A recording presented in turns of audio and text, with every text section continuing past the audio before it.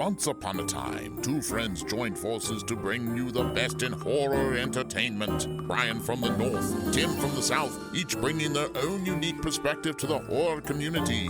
Movie reviews, Blu-ray releases, beer pairings, games, and more. Welcome to your new home for horror. This is Civil Gore.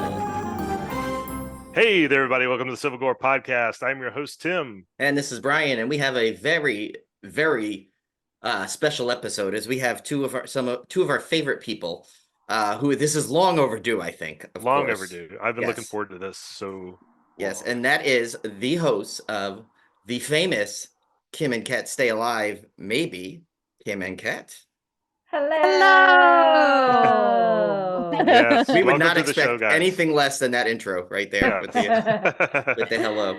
But yeah, we were so excited to have you guys. We've been talking about this for what? For like 4 or 5 years now? Years. So many literal years. years. Yeah.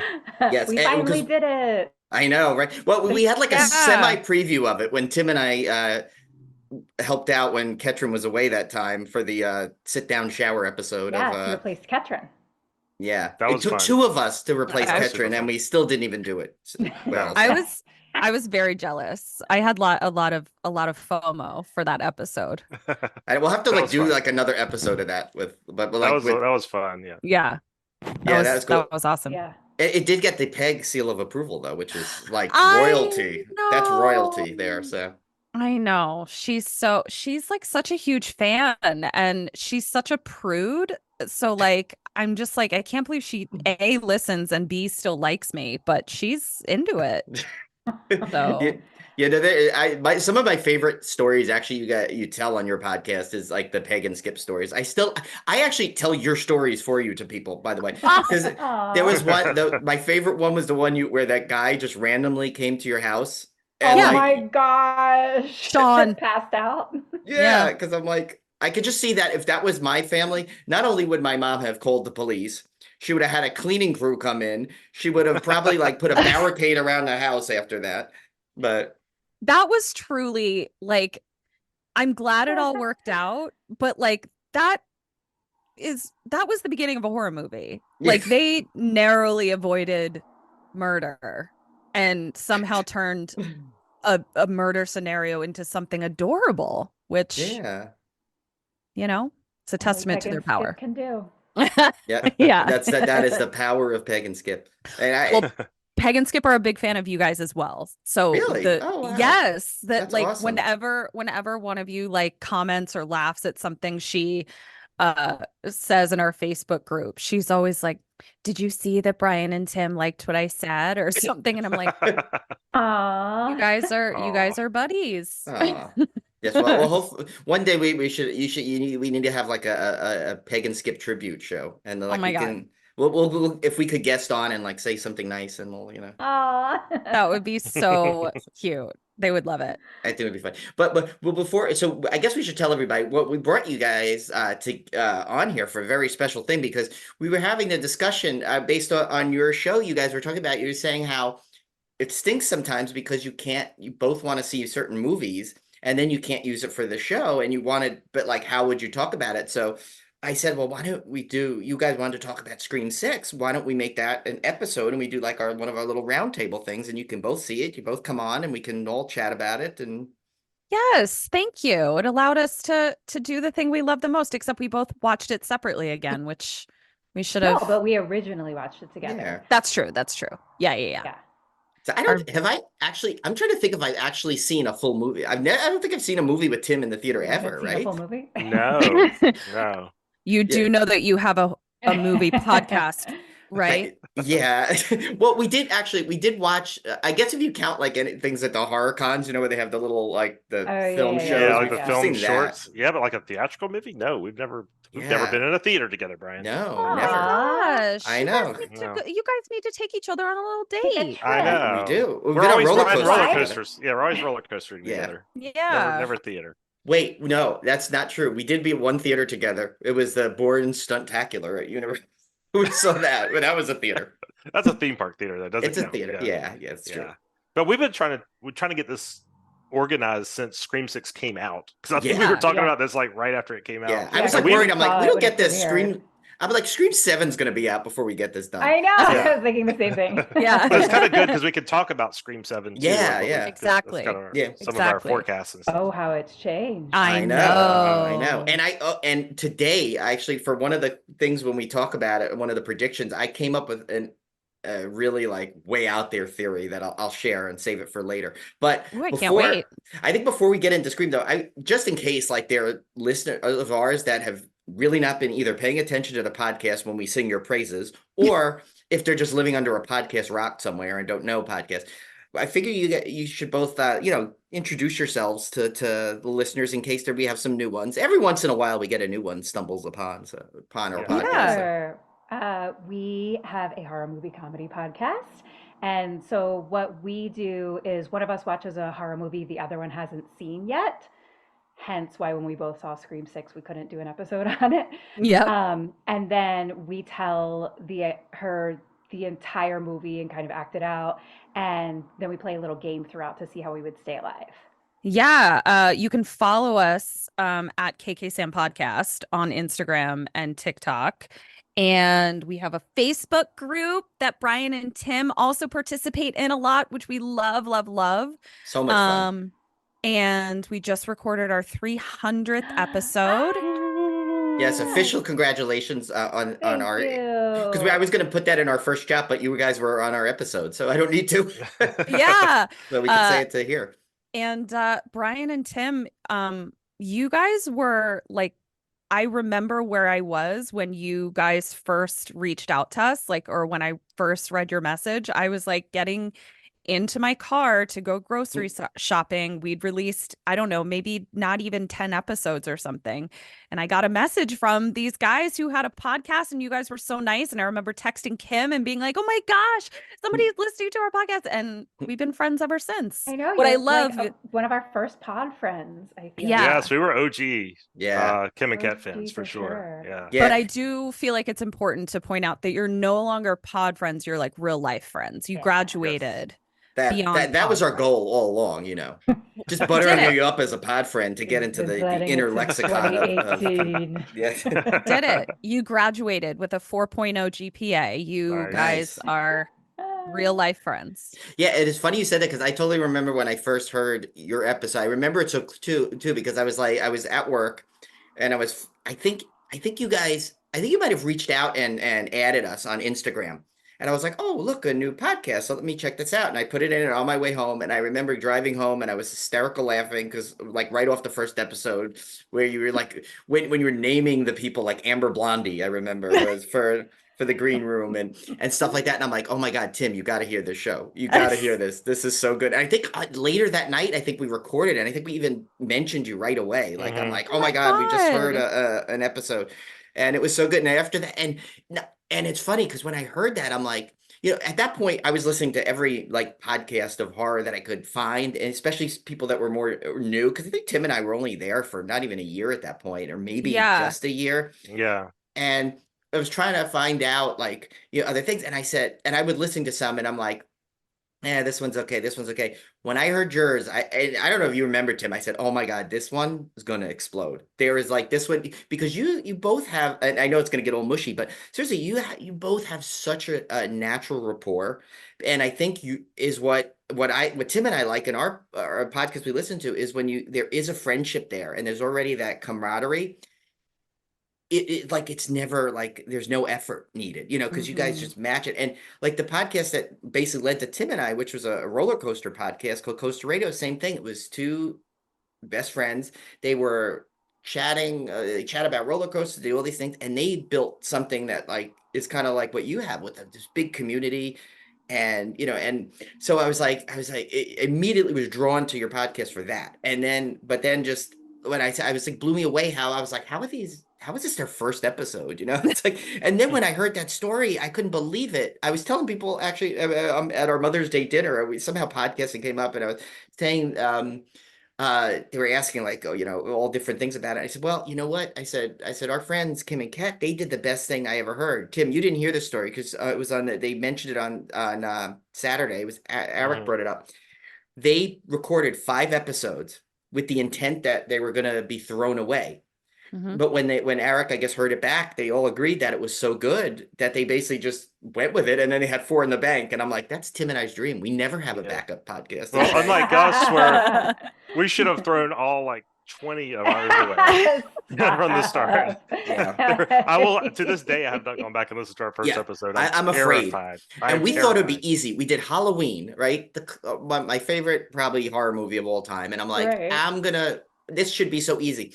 And we talked and talked and talked, and I felt like there was so much pressure on it, forgetting we could just edit. We didn't know we Yeah. could edit. We were like live radio. We have to be on a list, on point. And like we screwed up so bad. Oh my god. It definitely took the pressure off, because Kim and I were just like, do you want to just like fuck around? Like We had like the idea of the premise, and we're like, should we just see if it works? Because we had no idea if even like the choose your own adventure thing would kind of make sense.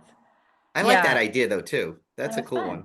You should do that as like a total bonus episode. Like do like original format night or something on Kim, and just do that episode. Oh, That that's could a be great fun. idea. Yeah, I think you know, Cool. I'm always grateful that our theater degree, you know, comes in handy sometimes. And Somehow. it's you know, and it's I definitely, the theater training definitely comes in when we're recording, where it's like I don't know, I definitely have an on-off switch for sure. And just knowing like, okay, time to like flip the switch. And I think that that's definitely attributed to our theater background. And so is, I mean, obviously we're best friends, but like our performance rapport is also due in no small part to just having to perform on stage. And if you fuck up, you gotta figure out how to make it work. And, you know, and you don't have the option of editing. So it's a luxury when you're doing it as a podcast. Yeah. Tim's brother is big into theater, and my sister-in-law does a lot of theater too. So they definitely know the stress that you have with that, you know, coming on. And like, so it's like but what I think was so phenomenal is that it really seemed, and I'm not just saying that, it seemed like you had been doing the podcasting thing, because it's a little different, and it seemed like you were doing it forever when you had that first episode. I thought I missed like a bunch of episodes when I discovered it, honestly. So no, we were literally sharing one mic at that point, because we were like, well, we don't want to like, and I don't even think we had bought a mic. We were borrowing a mic from a friend or something. Yeah. Because we were like, we don't want to invest anything in it if it's not going to be something we really commit to. Yeah. So we're literally sitting next to each other on a couch, just sharing one mic. Yep. It was, it was, yeah, we didn't even have, we were like borrowing all of our recording equipment. Yeah. Like it was, none of it was ours. Did you have one headset and just like really stretched and like? I don't even think we had headsets. We didn't have headsets.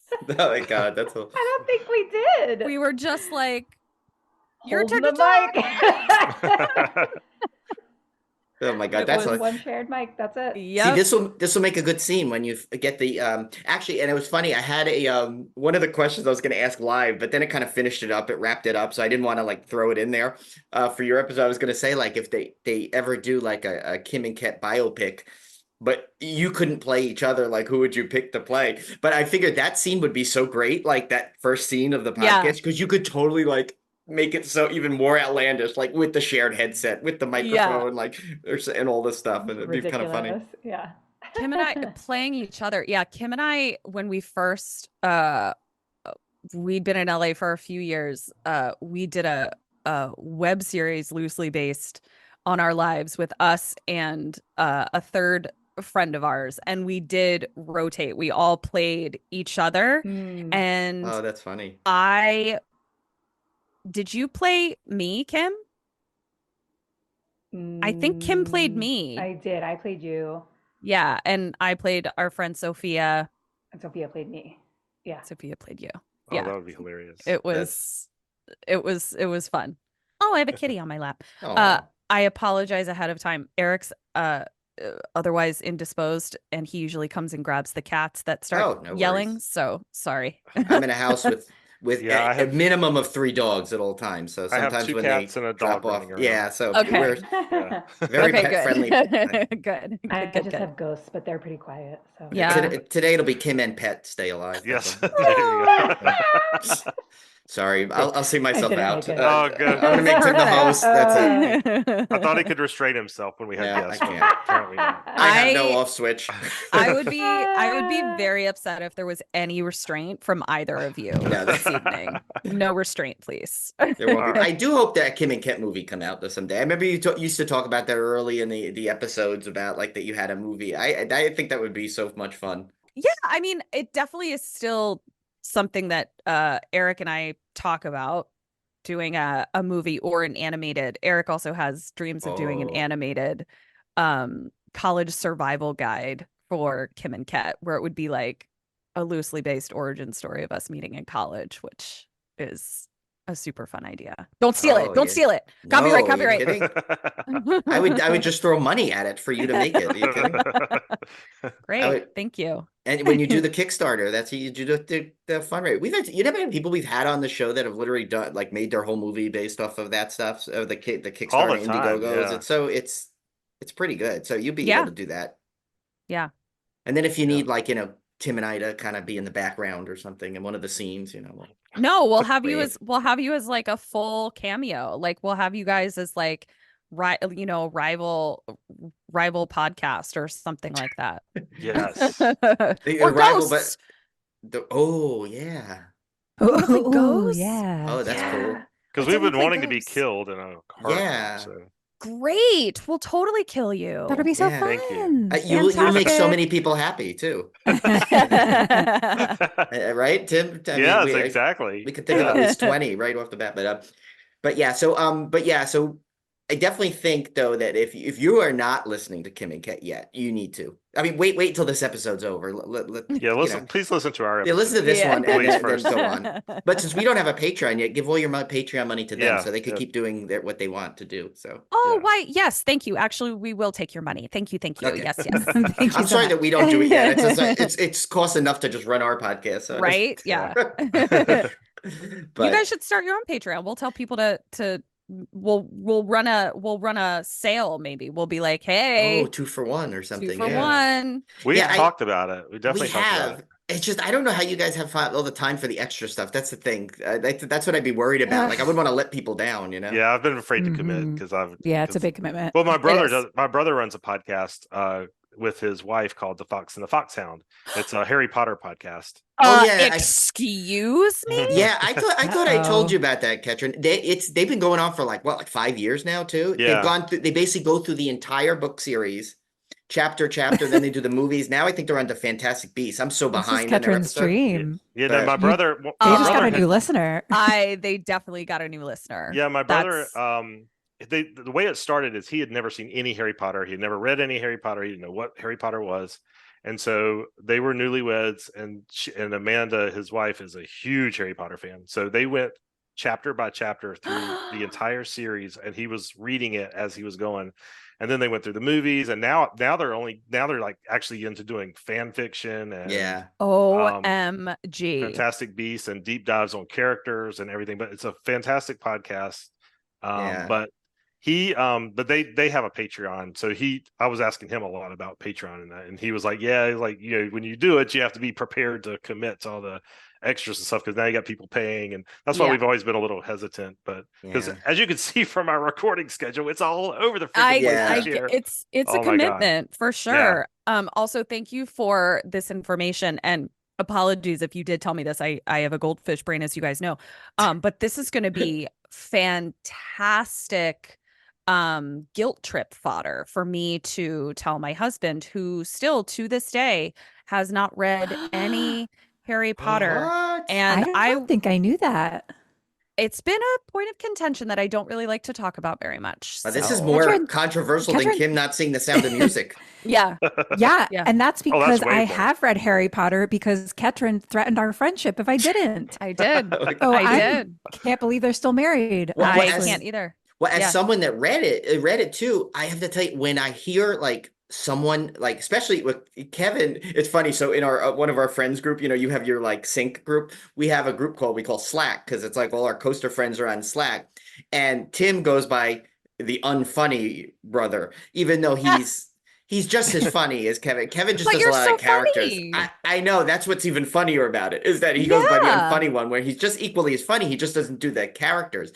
And so Kevin's really funny, but when you hear like the descriptions of the chapters through his like words, Yeah. it's almost like opening up, because he finds things like it's amazing to hear the nuances that he picks up, and then to hear him say, and like it's fun because God, I can't someone wait. like you who've read the whole thing, Yeah. know what's coming, and he does guesses on it, and then they do like a wrap up to see if he was guessed right and everything. It's really good. Oh my You'll God, be I in can't heaven. wait. Yeah. Yeah, it's Well, a great podcast. And to be fair, Kim, I think I had the realization that if I truly put my foot down and like made it a stipulation of our marriage that Eric had to read all 7 books, I would have to reciprocate that and like do and watch and read things that like I don't give a shit about.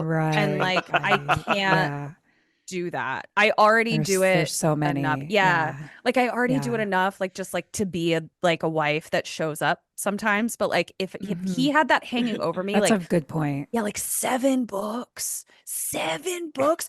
Do you know how many Metallica documentaries I'd have to watch? Yeah. Yeah. Yeah. It's just so I think I had that in the back of my head. Whereas like if you wanted That's a to good like point. share something with me, I'd be like, let's share. Let's do it. So I'm like, here's these puppies I love. yeah, exactly. So it was a strategy on my part. Excellent. Yeah. See Yeah. that's Great so point. so that's kind of where we're at. Yeah, that basically a long circuitous route as to why we haven't done Patreon. Yeah. But yeah, so I think it'll be I think we're eventually going to do it. I think we need to get on a somewhat of it just stinks. It's like because between my moving and then Tim's work, and then when his work is free, like mine seems to pick up, and we're in totally Yeah. different industries, makes no sense. And then one of us will go travel, then the other one will travel, and Yeah. it's crazy. So Well, we It's- can talk about this when we're not recording, but even I have like some ideas for you that I feel like maybe you guys could utilize for a Patreon that Oh, wouldn't yeah. necessarily like break your time bank. I mean, like it's still going to take some effort, but like I don't necessarily think it's essential that you like crank out bonus episodes or whatever. Like I think that there are things that you could maybe do that you'd be able to fit in to your schedule. I have ideas. We'll have a little business Yes, meeting. let's table that. I want to yes, definitely we'll hear have that. a business meeting after. Let's put a pin in that. Yes, Yeah. we'll put a Take it pin to in the parking lot. And Yeah, we'll there do you it go. for Well, Crystal. we'll run it up the flagpole, the whole. Oh my Yeah. God. Yeah, Yeah, I put work a- in corporate culture. I know that. Yeah, well, we're in a Zoom, so you figure you kind of have to. Yeah. Yeah. But anyway, so I mean, we probably should get to the movie at hand here because Oh, right. because we're all on the West Right. Coast except for Tim. So I know. I Well- forgot we weren't just like hanging out. I know, I was like, right? oh, we're like doing. I don't Well- don't time schedule on top of me. I mean, I'm a night owl, so Yeah, but speaking of hanging out, when Julie and I come to next time we come to LA, we have to meet up with you guys because Yes, we've been please. saying that for too. God's sakes. Also, yes, Yes, please, please, please. We would absolutely love it. And Yes, like, if it happens again where you come to LA and we don't get together, like I'm gonna be mad. So let's. okay, I got to you know. make sure this happens. Then okay, well, I did. Yeah, I've been a couple of times, but most of the time it's for my brother and my little niece Sure. and nephew. So it's been something like a quick trip. But Totally. I think like I know we're gonna come. I'm coming like for one night, literally in June. But that'll be tough. But we plan to do like Universal like Halloween Horror Nights, so we might come for a few days in October for sure. So Yes. I want to do Not Scary Farm stuff like that. So and there's Love it. I was gonna tell you guys about it. There's a really cool horror con in September. I think you've heard of it. That's that Creepy Con. It's like creep.ie con or something. It's not that close to you guys, but I think it's in Ontario. Oh. But it's not terrible. But we Don't had know that one. yeah, No. some of our other this other podcast was telling about how they went to it and they raved about it and sent a bunch of pictures. Really? So yeah, and I think there's a couple of good guests already lined up. So I'll send you a link later. Please, that would be Yeah. great. Yeah, we'll look it up. I haven't heard of it. Awesome. Thank you. Oh my Yeah, gosh, and you next guys are time the you do a best. live show, I'm definitely coming down for that. So Oh, yay. Yeah, Is that we're currently trying to figure out what that would look like for us to put some live shows together. So You know what? I thought of a good venue for you, the Hollywood Bowl. I think that would be. To me, that's a no-brainer, So right? kind. Fantastic. I mean, you so got to fit kind. everybody in there, right? Yeah. Something Bless you. yeah, So something tells me kind. we'd have some seats to spare, but yeah. Oh no, not with my big New York mouth. Just because I don't live there anymore, I still got it. I'll tell everybody. But but anyway, okay. So now that I've rambled on yet again, see, this is why Tim's like just Brian, like Brian's wanting to get to this just so I can mispronounce all these names. yes, that's what I want to do. Cast. Yeah, That's what he's waiting for. so Oh my we're God, I gonna. love it. That's like the one thing we're gonna stick to our normal format. We'll get Tim. We'll do the housekeeping here, where Tim goes through the movie cast and crew and Proceed stuff. to butcher every single person's name and Well, make some sure you they- have to know. You know, I know of these some of names. them. Okay, Yeah. all right. So, yeah, Scream 6 came out last year, directed by Matt Bettinelli and Open Tyler Gillette. You got it. Cool. All right. Yay, Tim! One for one. Courtney Cox as Gail Well, I Weathers. think that was kind of you mixed together. You said and open Tyler Gillette? Oh, did he? You kind of split apart one name and threw it the beginning of the other Oh, name? he did. Did you, Tim? Sorry, That- Tim. That's how it's written in the thing. Yeah. Oh, you're right. No, I did read. Oh, that was Brian's fault then. Yeah. I think I Brian's wrote it. fault. Brian's Yeah. fault. Brian's fault. I'm pointing the finger at Brian. Oh, it is Brian's fault. It It is. is Brian's fault. That's yeah. I'm going to blame that completely on Brian and continue. I'm not going to try. I'm not going to even attempt to try to redo that one because then I'll screw it up again. Yeah. Courtney Cox as Gail Weathers, Melissa Barrera as Sam Carpenter, Jenna Ortega as Tara Carpenter, Jasmine Savoy Brown as Mindy Meeks Martin, Mason Gooding as Chad Meeks Martin, Skeet Ulrich as Billy Loomis, Dermot McDermott as Yes. Detective Bailey. Yes, his name will change. His name will change about 83 times this podcast. I could I just tell you refuse that. to call it by his actual No, name. it's McRoney Dermot Gilmermott. It's like Yeah. yeah, whatever. Yeah, That's perfect. he will have millions of names. Jack Champion as Ethan Landry, Liana Liberato as Quinn Bailey, Danny Brackett as Josh Sagara, Devin Nakota as Anika Kayoko, Hayden this is what I'm gonna screw up, and you know it, Brian. Hayden Yes. Panettiere? Yeah. Yeah, Hayden? You got it. As Kirby And I actually Reed. met her. I'll tell you that story later. That's Yeah, Ooh. yeah. when we Brian's talk got a good about her. story about her. Yeah. Tony Oh. Rivolori as Jason Carvey and Samara Weaving as Laura Crane. Okay, that wasn't too bad. Yay. Yeah, so you I got think it. I think All you right. just need to believe in yourself. Yeah. Well, Well, you know, like we have the foreign names like in the dismemberments in the Italian movies and stuff. Yeah. I like to tell Brian, I just power through it. Just Yeah. keep going. I just don't keep it stop. moving. Keep Just it keep moving. yeah, he just rolls on and he doesn't stop. You thought that first one was bad? No, he's like literally put 3 names together once just to get going. Oh, it's a synopsis here in case you guys don't know. In the Yeah. next installment, the survivors of the Ghostface killings leave Woodsboro behind and start a fresh chapter in New York City. So if you guys have not seen this movie, we are about to spoil the crap out of Yes, it. there would be spoilers. And but hopefully you guys that listen have seen this and have seen all the Scream movies as we Yes. are If big not, you fans. should because they're all awesome. Yeah. So Yeah. the way we figure we'll do this, we'll do kind of like our round table thing where we have some talking points and stuff, and we'll kind of go around and everyone can talk about it. We'll start with our illustrious guests first. Either one can do it. So I know obviously Scream is an important franchise, especially in just your podcast history. I mean, it's your opening. You have like I think a Patreon tier. I mean, Stab Forever. So much of your podcast comes to the Scream movies, of course. So Yeah. basically, my question, the first thing was, well, what do they mean to you? You know, overall. Well, I think these for me and for Kim as well, like they were the first horror movie. The first Scream I felt like was one of the first horror movies that was like made for me. I was the audience. It was, based around actors and characters that I would respond to, and it was also the first time that I held a boy's hand in a movie theater. But it was just like the pop of it, like the pop culture of it, and just like having something that wasn't like a horror movie that my dad showed me, which are great, but it's like those were not for me. And this was the first one where I was like, oh my gosh, I like this vibe. I like this feeling. And, I wanted to dress like Tatum, and I wanted to, Matthew Lillard to be my boyfriend. And so I just feel like it was the first horror movie where I was like, oh, this one's mine. This is for me. That's cool. And before we go to Kim, I want one clarification. When you were holding your boyfriend's hand, was this still attached who was Oh, on? he wasn't my boyfriend. Oh, it was just a He, boy. No. he was someone that I liked No. very much, and I Yeah, pretended but to no. be more scared than I was, as if I Oh, like needed comforting and hand holding. I think he did it out old of school. obligation. That's pretty good. That's old. Yeah. No, I I wasn't popular with the boys when I was young. I But loved you, them very, very much, and they did not love me. but see, but who cares? Because look, now you have Eric, and Yeah, Eric's I found a awesome. guy. He is awesome. He's an actual saint. I feel like I need to submit to the Pope to have him canonized because he's a true saint among men, for sure. Kim, what do the Scream movies mean to you? Oh, I love what Ketrin said. That was such a good way to put it. And I didn't actually ever think about that before, but that is true for me too. I think nowadays, though, it really is so meaningful to our podcast. Like you said, like there is a clip from it that's our opening sequence. And honestly, it was part of what helped us create the podcast. Mhm. It's literally the clip from Scream 1 where, Sydney's on the phone and he's like, "Do you like scary movies?" And she's like, "No, it's always some bimbo running up the stairs when she should be running out the front door. It's insulting."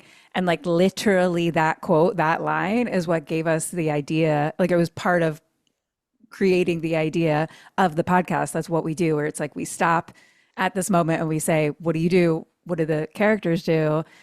And it's like, do you run up the stairs or out the front door? Yeah. So it's like, it's just crazy. It's just crazy because now that we've done 300 episodes, it's truly, truly, truly means the So world much. to us. Yeah. Really, it's much deeper than probably any other movie. Yeah, totally. that I have Yeah. a connection with. It's pretty wild if I actually Yeah. think about it. I Well, agree. that makes it even more special to us that we could be part of this franchise Yeah. with you a little bit. Yeah. Then, sorry, Yeah. Kim's drinking from the goblet. I've been teasing her all day. We're not going to have this on video, but she's got like the world's biggest glass. It's hilarious. She also probably has 2 other drinks next I to That's her right. as well. Oh, that's right. Tim, one of the things you missed is I came up with a thing where there's now a Kim and Ket theme park being designed.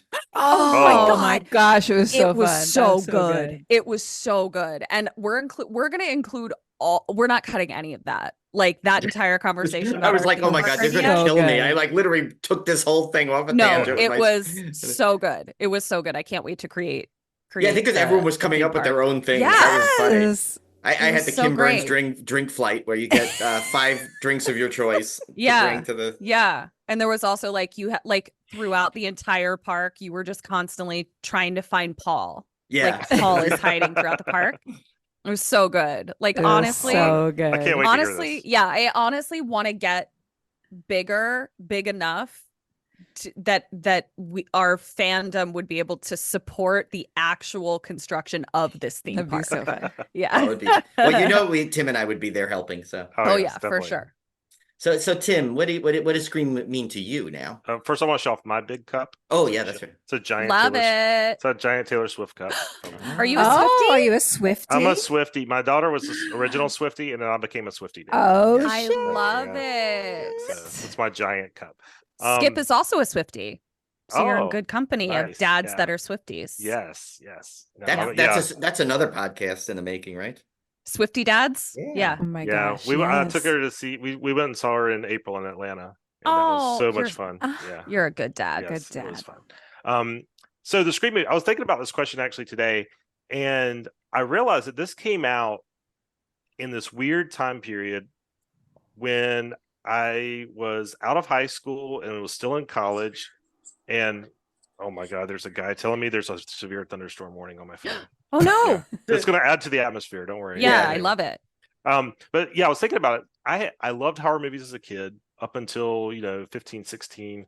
And then you get into that whole high school college transition thing, and you just your old interests kind of fall to the wayside, and you don't really know Mhm. what you're doing, and you're so busy adjusting to life that some of your old interests just take a backseat. And that's what happened to me. Yeah. And so I don't think I was watching a lot of horror then. I was still watching some, but I wasn't like a huge horror fan like I had been. Mm-hmm. And I think Scream is the movie that got me back into horror because I saw it in the theater Wow. and it's all of a sudden. Then I was like, back. Like it's almost like I Yeah. rediscovered horror when Scream came out, and I remember that first theater experience. I don't remember a lot. I also have a memory like a goldfish, so I don't remember a lot, but I definitely remember seeing Scream in the theater. That's one of the theater experiences that I totally remember. And I remember how much fun it was seeing it with an audience and everybody screaming, everybody clapping, everybody laughing. And that brought me full force back into horror. So that's why it's always going to hold a special place for me, because I think it really like kickstarted things back. Because I mean, there was a little bit of a dry spell in there between the slashers of the 80s and when they were gone, and then Yeah. I would agree with that, before Scream came out. So there was like this little kind of like dry spot that Scream like just reignited everything again, which I thought was It did, and it created like that entire genre of like a bunch of movies like that kind of came out. We're all kind of trying to capitalize on the Scream phenomenon, and like I was here for it. Like I thought all of those were really fun. I kind of want to do more of those on our podcast. I think it's hard because like technically I was like, I've seen all of these, but when I really go into the recesses of my goldfish brain, I'm like, I could totally like not remember these movies perfectly well enough to do like an Urban episode Legend or Yeah. Valentine. Yeah, all of that stuff. Know what you did all of last that stuff. summer? Yep. Yeah, all that's- of that. All of that. Mhm. I could totally do. And I speak for Kim as well, who also is of the goldfish elk. Goldfish elk. Now I have this combination We're like all elk goldfish. swimming. True. Goldfish elk, yeah. We've created a new hybrid creature. Yeah. Goldfish. That'll be a new horror movie. Ooh, goldfish elk. Yeah. Yeah. Sounds so sweet though. It does, right? know. But that's where it gets you. That's how they get Yeah. you. See, it Right, lures I you in. getcha. But yeah, mine's similar to Tim, with a little bit of an added thing. So I was still kind of watching horror. I was still in there, but at one point, remember, horror was like, especially back in the, I know you two were probably a little too young for when we grew up, when it was like you were a horror fan, you were kind of like in your own little group, you were like, oh, you're in a horror fan, you're like that. And I remember when a horror movie would come out and people would like, snicker at the title on there and snicker at it. And like, so, and I'm like, what was great about Scream to me was that, like, I remember I saw it opening night. I mean, the crowd was packed. We were screaming into it. And I'm like, and after that, I noticed something where like more mainstream people got involved with horror. And it kind of brought this like connection together of now people that were huge horror fans could get it, love it. And people who weren't so horror fans, who were kind of like horror adjacent, or maybe just like Courtney Cox or something like that. Everyone had a reason to kind of get drawn to this movie, and it kind of brought everybody together. And it's so like, it's, there now you have a movie here that like horror fans love, not, maybe like, the horror adjacent fans love, and other people that just like it for some reason maybe got into horror because of that. So I thought it was like, it was such an influential movie that you wonder if it gets enough credit for what it really did, if you think about all the aspects of it. Yeah, I mean, when you lay it out like that, no, I don't think it does, actually. That it's, I don't hear it being talked about among like sort of the masterpieces, or like I think it is now because they're like rebooting it and stuff, and people are, but I think, yeah, I don't remember it being talked about with a lot of respect necessarily, and that probably had to do with the fact that like it was more mainstream and pop culture-y in a way that like we hadn't seen before. And it's like, yeah, oh, Courtney Cox from Friends, like it was the height of her Friends fame, and Nev Campbell, the height of her Party of Five fame, so I think it was more just like, oh, this is just a vehicle to make money. And it's like, no, but this was actually like a really good movie. Yeah.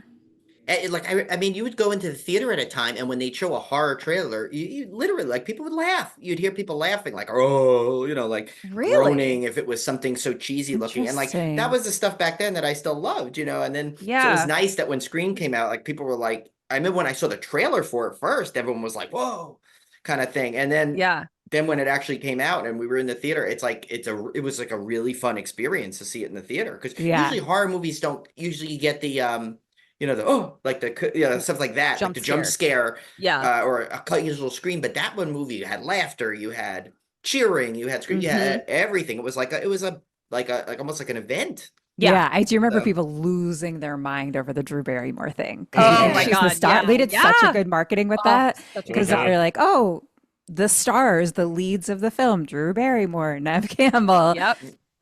It was brilliant. It was brilliant because you never expect that to happen to her No, in the and beginning. after that, like that changed.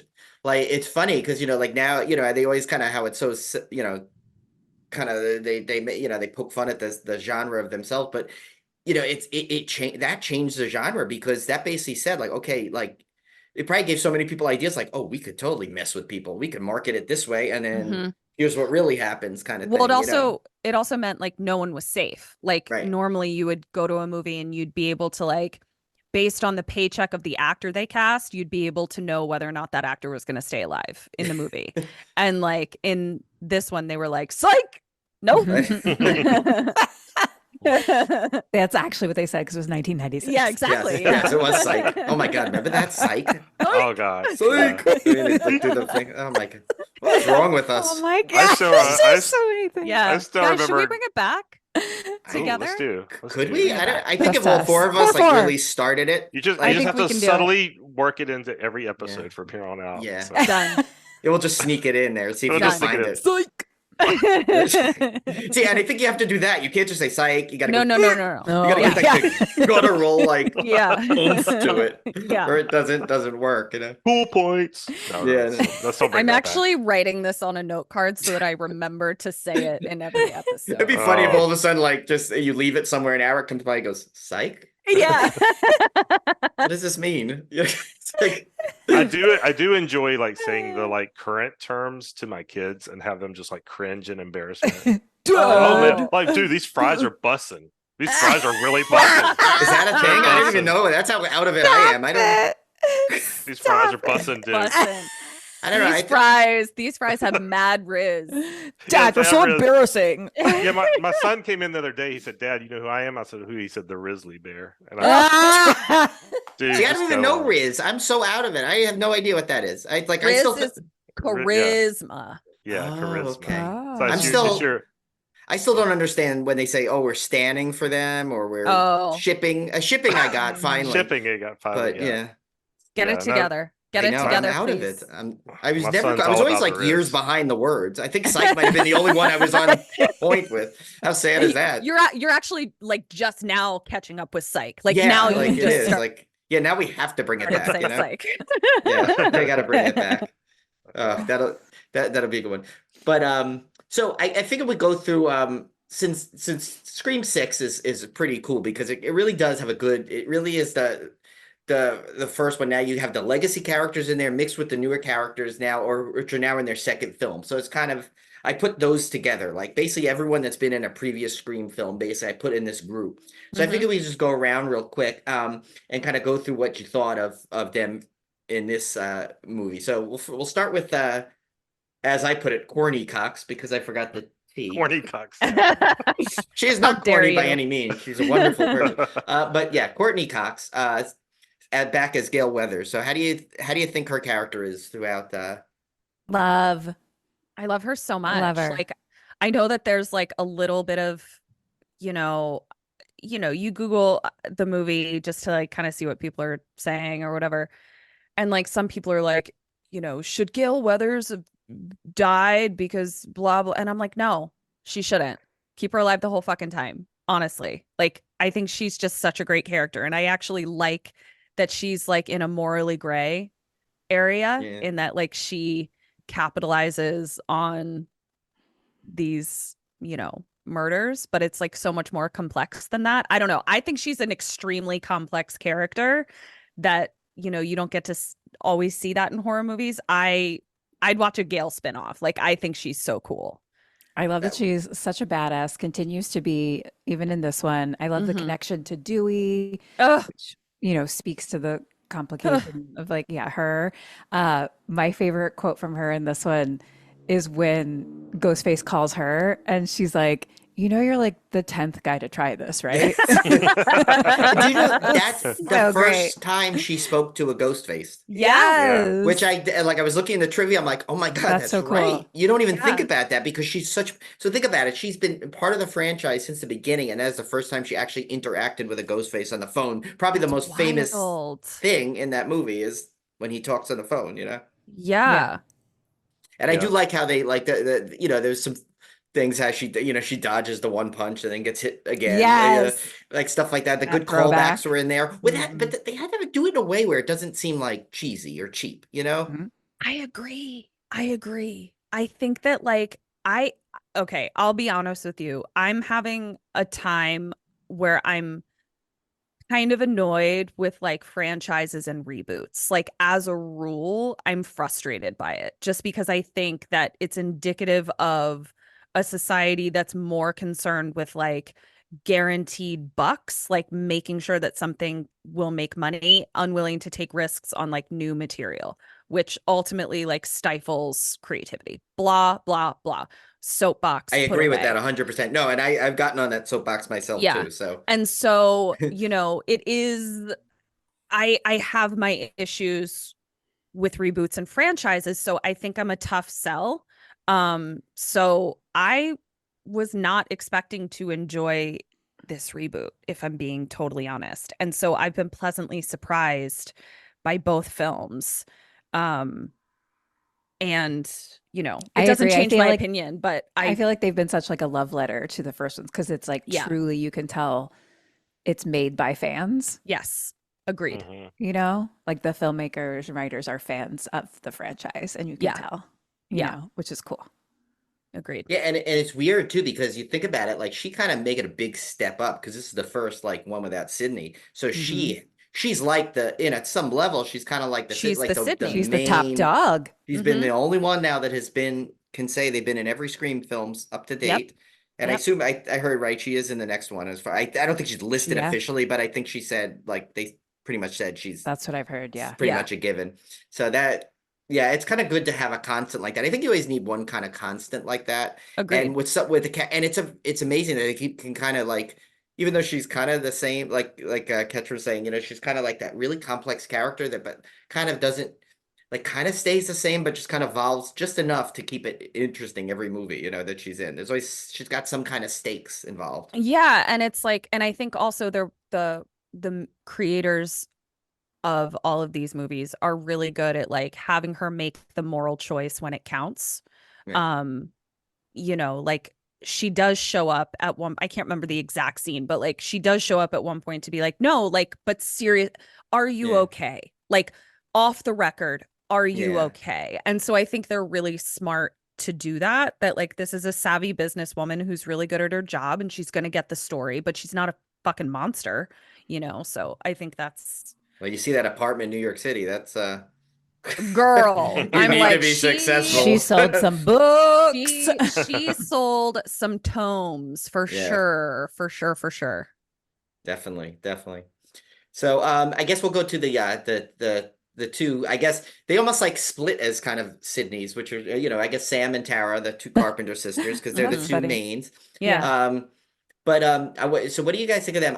I'll say one thing too. It's interesting that with Sydney, she had kind of if you think of her character, right? She was always she really didn't have a conflict per se, other than when you find out her backstory a little bit more, about her parents and everything. But her character's, pretty much, you know, everyone's on her side. Mhm. But it's interesting because, Sam's character, she's Mm. looked upon by the people in the world as possibly the culprit behind it. And she can't so she's dealing with this, and then on top of it, she's dealing with the constant criticism, and accusatory things that she's causing this all. So I think that's Mhm. interesting to make that main character. And I'm wondering if that's why they made the two sisters, because then you have Jenna Ortega's character, which is kind of like the just the regular kind of good natured, Mhm. everyone root Yeah, for her kind of thing. likable. Yeah. Yeah. So what do you Mhm. guys think of that? Yeah, that's interesting. Yeah. And I think because of that too, it brings like the dynamic of Sam questioning if she likes it, if she likes killing or Mhm. not. And then obviously we Mhm. know Billy's and her dad, so it's like, is it in her genes, that Genes, whole yeah. thing? So I do like that. It's like they're sisters, but there's a split there, Mhm. which Mhm. is super interesting. And that Yeah. whole debate inside her is really fun to watch. Yeah. I'm also always a fan of like any time that a female character is written Mm. with flaws. And I don't need the flaws to be justified. I don't need the flaws to be based in some trauma, even though Sam's kind of is. It's still like a genetic trauma, we'll call it. Because, women get to be fucking assholes too, so I do like the Sam character. And I'll talk about this more when we get to sort of talking about our favorite kills, but there are elements of Sam and Tara that remind me very much of Kim and I. Mm. And it makes me like very like kind of choked up a little bit between the two sisters. So there's like very specific moments where I'm like, I love how that plays out. And yeah, but I'll talk about it when we get there. Well, and Sam, real quick, and then Tim, I know you want to say that. Too, if you think about it, Sam also has to play that dual role. That's they've seen that in the characters where they're the sibling, but also the parent has to be like a Mhm. parent, and that Yeah. automatically adds pressure. But it makes her a really good character. And I mean, we could get into this later. I don't, obviously we don't want to wait time in the debate, with what happened to the actress Melissa Barrera, how she's not in the next one because of her statements and all that stuff. But strictly as a character, I think it's so good that they gave her so many levels like that, because I think she does a great job at that. Yeah. In that role, because she does have multiple layers to where she has to play like a parental, but at the same time she's still young enough that she's still like a little bit of a kid and probably lost some Yeah. of her Yeah. childhood too. So she doesn't. Yeah. She's while she's being so overprotective, she doesn't even realize how much she's like stifling Tara's freedoms a little bit Yeah. too. And it's hard because it's what they're going through. They're not. Unfortunately, they're in the spotlight now and they're dealing with this, and that's what they got to deal with. So Yeah. Yeah. okay, Tim. Sorry, Oh, I so- thought Tim was no, going to it's- say anything, and I Well, I'm going to be a little red Tim here. uh-oh, Red I'm Tim. going to be a little controversial. I love it. You guys Let's know hear Red it. Tim, what Red Tim is, right? When he gets mad about something, I like feel Red it in my Ross. bones. Yeah. I I'm love not- it's like Red Ross. We This made one, him this named was, Red I don't know, Tim. this one might be kind of like a maroon Tim. I'm not really angry. Okay. Okay. It's just it might be a little controversial. I'm not a fan of Melissa Barrera's, and nothing against the actress at all, but I'm not a fan of the whole. And I like the way the character's written, and I like the character concept. think I know what you're going to say. I Keep going. don't think she has a lot of personality to me. Like, and I hate to say it because I'm not trying to be mean, but like I don't feel as a viewer like I never felt like I really cared about her thing, and that was a problem in Scream 5, and it was a problem in Scream 6. Still enjoyed the movies, still love the movies, but her character to me was not as, I don't know, as engaging as a lot of like as what I would consider a final girl that I would be really invested in. She's I not just Cindy. never felt Cindy. that from her. Cindy. Yeah, and I've just never felt that from her, and I hate to say that, and I thought and Jenna Ortega, because we know her from other things. Yeah. So she's already got that screen presence and blah, blah, blah. And so I'm instantly drawn to her because I love her in Wednesday and all these other things. But her, she just feels very flat to me. And I've never been able to really get past that. And again, I like the story. I like the character. I like the whole concept behind her character, but something about her performance doesn't really engage me. I don't disagree with you. No, I do. And I guess I'm Red Ketron, but I'm always Red Ketron. Yeah. No, I don't disagree with you. And I think like from an acting perspective, like she was given a really tough job, and she's a new actress. I don't know how long she's been acting. I just mean like carrying a movie, carrying a franchise. And it's interesting because I think some of what you might be responding to is the split, that they have a Sydney with the combination of the two sisters. So they do sometimes have like Jenna Ortega serving this vibe, which leaves the character of Sam to be a little bit more one-dimensional. And I actually thought by the end of the one we just watched of 6, we were starting to see some levels in her, like they were giving her some stuff to play with. So I think that that's actually a super valid opinion that I agree with. I think she's not terrible. Like she doesn't make me want to leave. No, yeah. But Exactly, I don't disagree with what you're saying. I wonder if that's why they intentionally wrote like the Miss Sisters, like as the main characters. Maybe they even felt like they needed her to have a kind of like a counterpart, like a what do you call that? The like not a crutch. That seems way too like, but like the there's a term in fantasy football they use where you draft a guy for the week just in case the guy gets injured, kind of thing. It's like a cuff, a handcuff or cuff or something. But I forgot the exact term. But I wonder if that's why when they were writing it, they're like, okay, her character kind of needs something. They probably just didn't want to duplicate Sydney, so right, like every sequel, That's maybe a good point. you do twice. You do two, so let's put two sisters there instead of just one. Yeah. So yeah. But yeah. Speaking of other siblings, let's go to Mindy and Chad, of course, the Meeks Martin brother and sister, which obviously they they were put there as they definitely wanted heavily on the comic relief, and you wanted of course Mindy's character is like the fan of all of us kind of thing, and we can relate to her. And the brother, and just the two, you get the sibling rivalry, the little funny thing, and it's a good contrast with Sam and Tara, with they're always so tense and when Chad and Mindy, they're kind of like funny and they're like typical brother and sister, like kind of thing. And I think I like that kind of dynamic, that you got the basically two siblings kind of in the same core group there, but like totally different, Yeah. Oh, go ahead. No, you go. Well, I was just thinking, that brings up a good point, Brian, which is I think this has kind of been true of the whole Scream series for me. Is I've always found the side characters to be more interesting than the main character, even with Sydney, which Sydney is like the core of the franchise or whatever, but to me she's always been the least interesting character on screen most of the time, because Gail's more entertaining, Dewey's more entertaining, Randy's more entertaining, Tatum. all of them. Yeah, don't forget Tatum, Tim. Yeah, I can't forget Tatum. You cannot forget Tatum.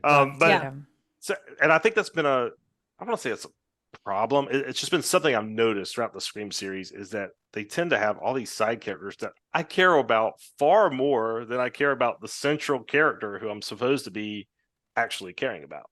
And I was the same way with this one, with Jasmine and Mason. Like, I love these characters as well, and I love them more than I did Sam, honestly. So it's one of those things. It's just an observation. It's not, That's interesting, but I think that makes it fun, because now I'm trying to think of other horror movies, where it's big group of, kids or something like that. Like, do you always care? Because obviously a lot of people are going to die off. Right. So yeah, I desperately want Mindy and Chad to live. Like, I really care. I really like them, Me too. which is fun.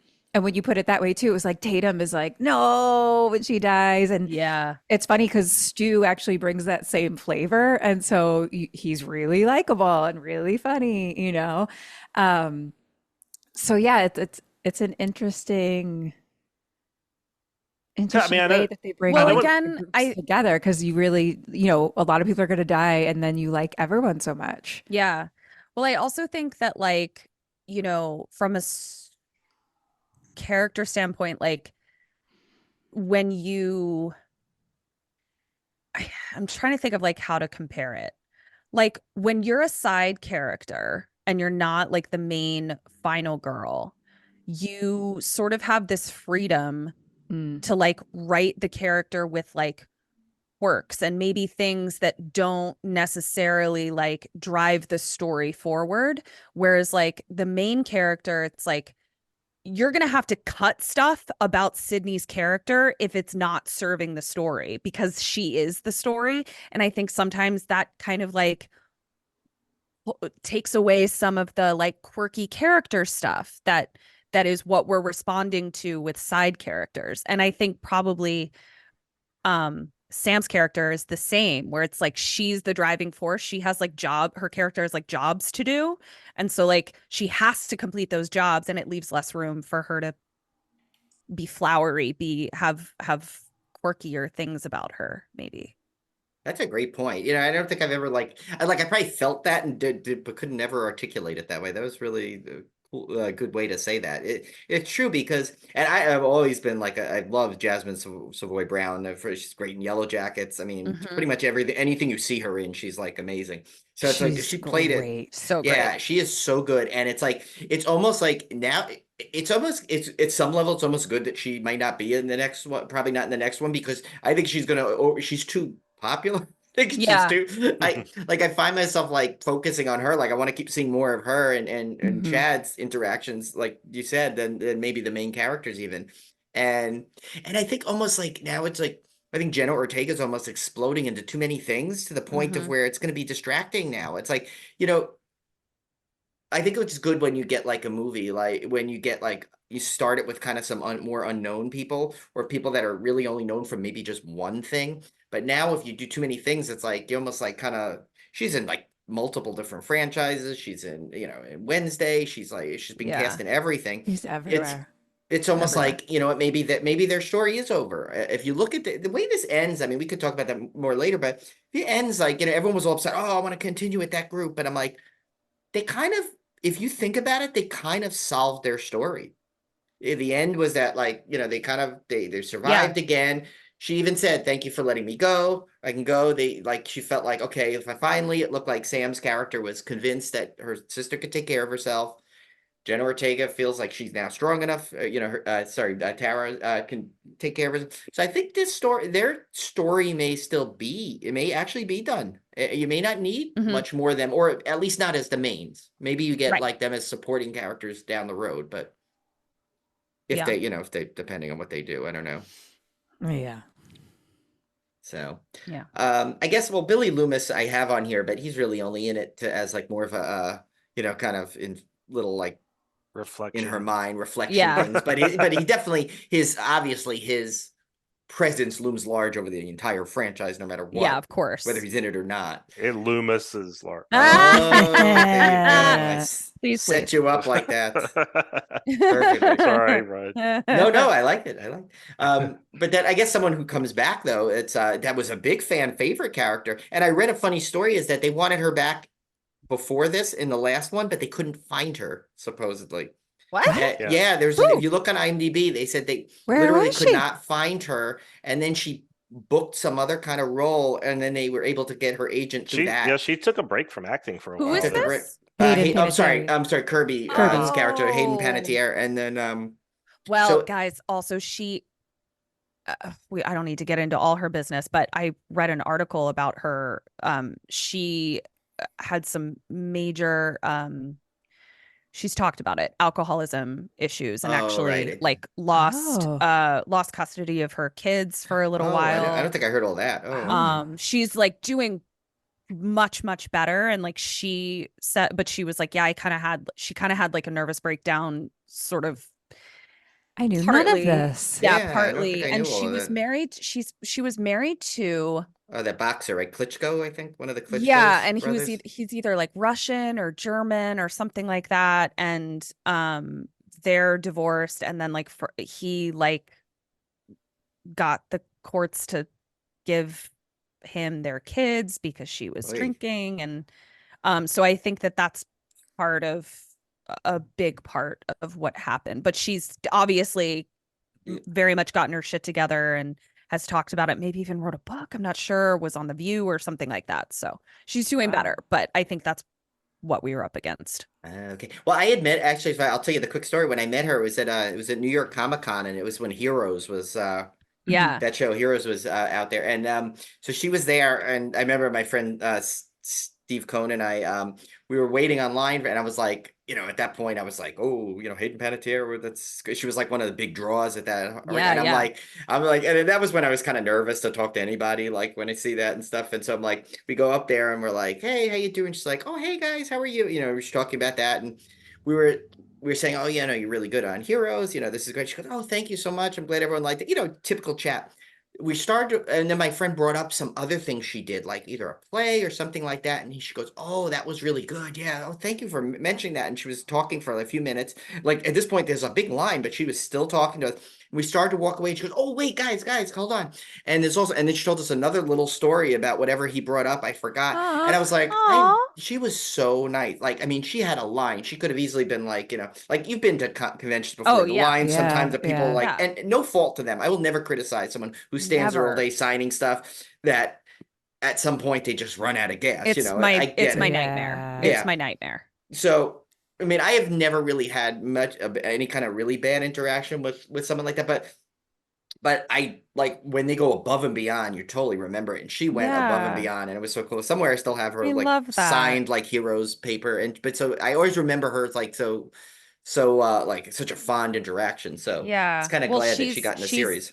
clearly doing better, as evidenced from being in this movie. So that's Yes, good. and that was good that she came back too, because I think she was a fan favorite character, and it's kind of Oh, nice how they yeah. made her back as kind of like a badass, and and Yeah, so yeah. that was pretty good. What did you guys So think of fun. her coming back?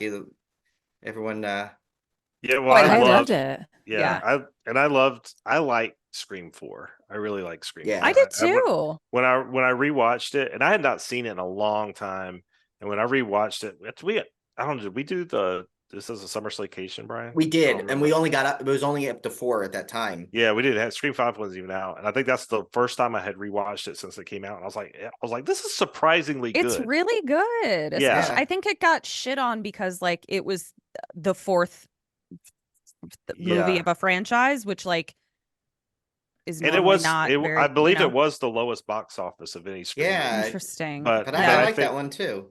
But yeah, I really like. So I was excited when I was really excited when I saw her come back, because I Me thought too. that's cool, because then again, like you said, fan service, like these movies are for the fans. Like they brought somebody back Mhm. from Scream 4, and they know fans know that Scream 4 was underrated. Yeah, And they're bringing yeah. back those favorite characters. So I really, yeah, I I'm thought still that was holding out fantastic. hope for Stu to be alive. That's what I was going to say. I was like, it Yeah. also opens the door to so many other possible comebacks, Yeah. Mhm. because it's so easy to just be like, oh, it turns out they lived, Yeah. whatever Oh, reason. yeah. I mean, they even reference it in this Yeah. one of If you about really Stu, believe he's dead. if he's Yeah. really dead. Well, Yeah. So and I read it interesting.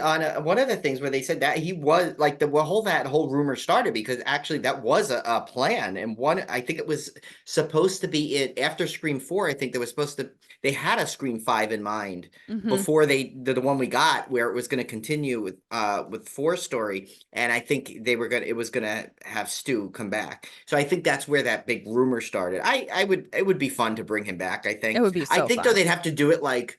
I think they do have to do like another 3 movies so people stop talking about it, and then Yeah. like kind of slide them back in, because I Yeah. think everyone's now expecting it. So it's like it wouldn't have that quiet shock value, I'll as have it to did. send you guys. I'll have to send you guys a clip. The lead actor whose name I can never remember, his last name looks like Dalmatian, but it's not. Oh, He's Dastmalchian. Yeah, David Dastmalchian, yeah. Dastmalchian. Thank you. Oh my God, I said it right. That's like yeah, the first time I've nice. ever said it too. Nice job. Yeah. So, the lead in Late Night with the Devil, Kim, he does a podcast apparently, which just came across my. Oh, I saw that. Yeah. Did you see it? I didn't Maybe watch the podcast. I saw that he does it though. So he does a podcast where he and his guests are laying in coffins and like the camera is yeah, like yeah, I above saw that. them, where he interviewed Matthew Lillard. Did you guys see that? No. Yeah. Oh I my wanna see that. gosh. I'll send it to you guys, but it's like, it just makes me like love Matthew Lillard even more. Like it's just like so beautiful, and he's such a sweetheart, and he's like so grateful for his success. And I was just like, I really, really want Stu to come back. I haven't heard one bad Matthew Lillard story by No, like I haven't fans. either. Everyone that I've seen like has met him at a convention or met him in somewhere. They always say the same thing on how like genuinely kind he is and Yeah. how he'll spend time I with. love Well, that. I've heard the same thing. They're having a Galaxy Con in Raleigh at the end of July, and they're having a Scream reunion, and like they're gonna have Jamie Kennedy, Matthew Lillard, Skeet Ulrich, like all of them are going to be there. And Oh my I'm God. really wanting to go. And I was telling my son, he's a big Five Nights at Freddy's fan, and Matthew Lillard was in that. Yeah. And We I gotta said, do that one, Kim. yeah, and I said, Bud, you want to go to GalaxyCon? He's like, what's that? And I'm like, where you can meet celebrities. I don't know who these celebrities. I'm like, Matthew Lillard's there, and he's like, who's that? So I show him a picture, and he was like, you mean I could meet him? And I was like, yeah. And I was like, Poor you Josh, could it's go. so I was like, funny. you could go up to him and talk to him, like, bud. Like, we could go, and he could Aw. sign something for you, and you could talk to him. And he was so That's excited. so So sweet. I think That's I'm gonna have to try to make adorable. that Yeah, now you happen. have to You've go. Yeah, I gotta gotta. Listen, you gave Tay to Anna. You need to give I Lillard to got you. Josh. Yeah. Plus, Right. I That's selfishly also definitely want to meet. Right, yeah. for Of sure. course. Yeah. Yeah. Yeah, there might be a little something in there for you. I don't know. Yeah, Yeah, right. yeah. Because I've just heard so many good con stories about him. Yeah. I would love to do that. Yeah. So, well, I guess so now, like any Scream movie, they introduce a whole nice little fleet of new characters in here.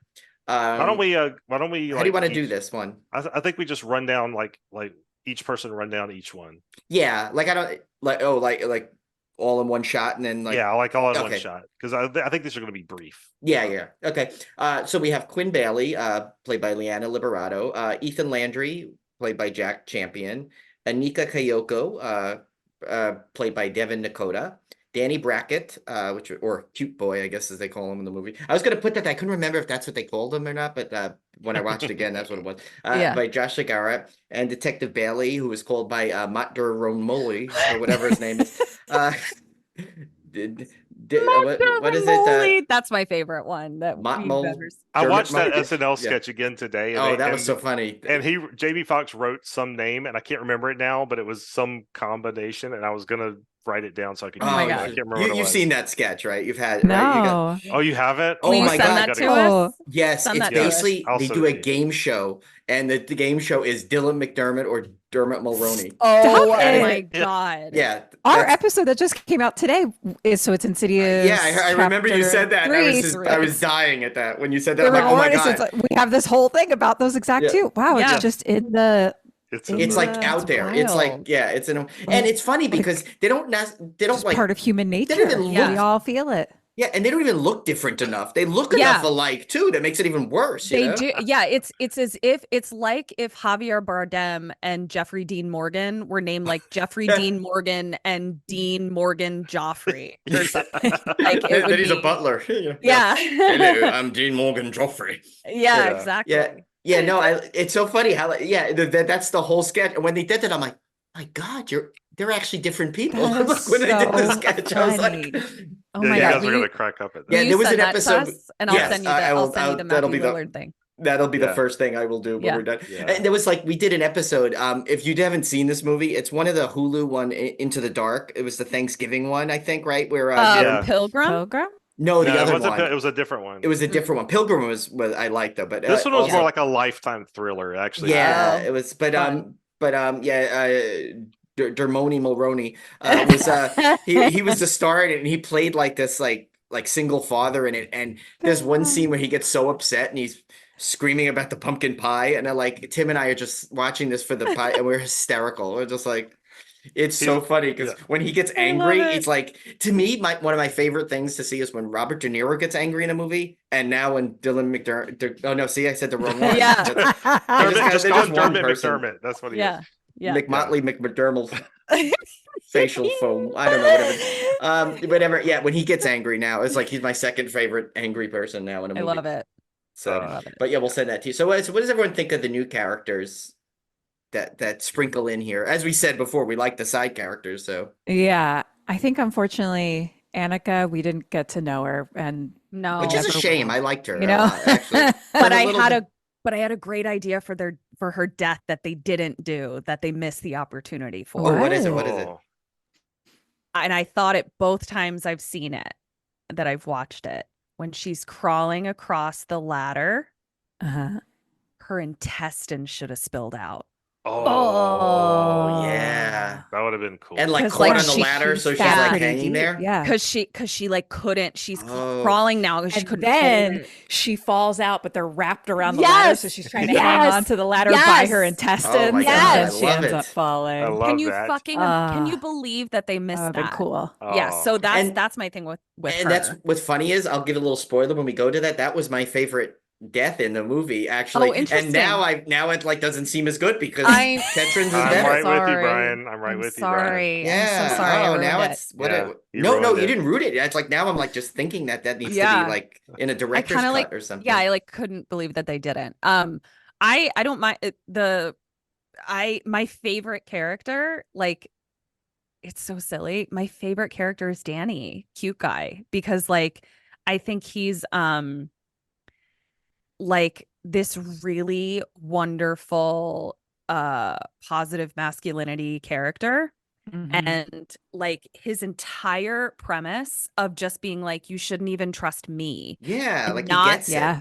Yeah, and not getting mad at her when she doesn't, just going, I Yeah. understand, I get it, I respect your boundaries, I respect you, but at the same time, on the subway, he still steps in front of her. Like Yeah, when I he- noticed like, that. It's I just think he's Yeah. a fantastic character and a beautiful representation of like all of the qualities that I love about all the men in my life. And I kind of like, I hope that I don't know. I don't see him coming back, but I love his character. I truly think, and Yeah, I don't like fuck that up, his, Sam. He's great. yeah, and I actually love his acting choices, his delivery. I find him really interesting to watch. So he's my favorite character.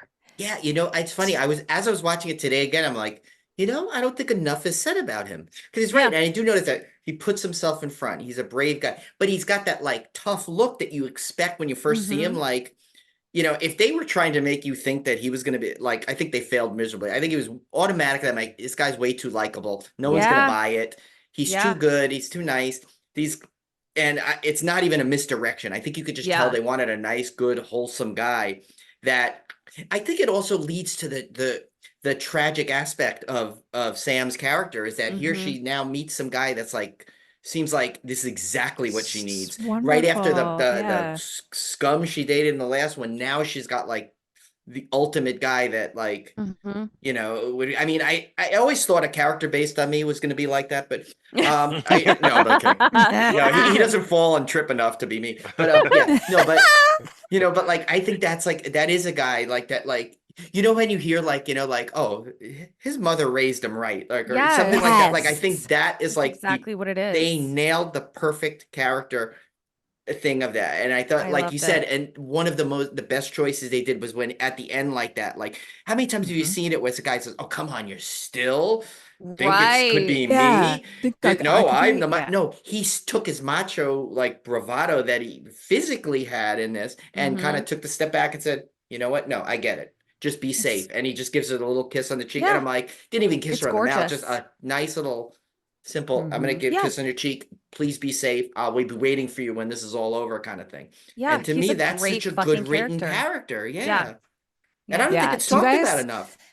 do you guys watch or have you seen the show on Apple TV called, I think it's Big Door Prize? Never I even haven't heard of heard of it. that. Is it? It's just had its second season, and I was like, what's this about? And it's so much better than that title makes it sound. Yeah. But he's in it, and he's No Oh, he shit. is? fucking hilarious. Like, Really? he is Hmm. hilarious. Oh, I gotta check Well, this now I out love now. him Really even good more. actor. Yeah. It's so good. I can't recommend it enough. It's not horror Oh. related at all, but Okay. it's interesting fantasy, maybe sci-fi, what the fuck's going on a little bit, but Big Door Prize? I think it's called Big Door Prize. Why the shit have I never even I know. I don't, It's I so gotta, random. I've I never gotta heard see of this. that. Is it Yeah. game show based or no? It's not. I'll Not check game it show? out. No, it's like it's like a game shows up at the local store or whatever that like a video game sort of thing. And so you get in, Oh, and then okay. it tells you like your potential in life or something. And Oh. the Oh, whole this town sounds- goes crazy. This does sound and kind of stuff. cool. I gotta It's check this interesting. out.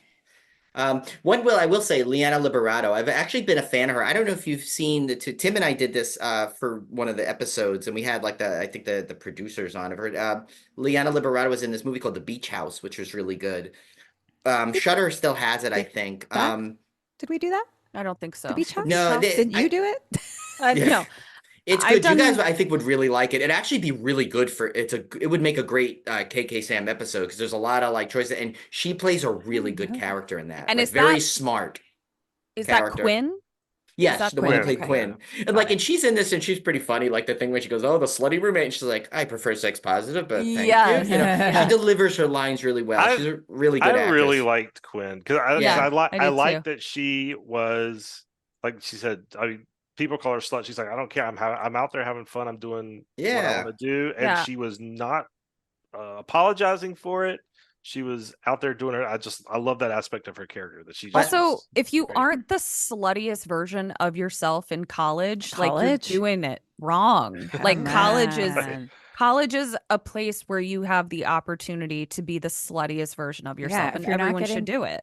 wasted and going to bed with frat guy Yeah. douchebag. No, I'm just kidding. Don't do that. Or theater douchebags. They're fun too. I felt like Quinn and Ethan both brought the flavor of like Tatum and Stu light. Oh yeah. yeah, Yeah, you're right. yeah. That is a Like Yeah. they both had those quirks, but just very light touches, Yeah. yeah. yeah. I see that. which is Yeah, maybe I feel like- purposeful so that you'll like them, kind of. Yeah. You know. Yeah, and I kind of felt like maybe they kept them light too, so you wouldn't immediately get drawn to them as The possibly the killers. killers. You know, Right, you kind yeah. of have to keep them a little bit under the radar, Mhm. kind of thing. Yeah. Yeah. Yeah, Yeah, I Uh, can see that.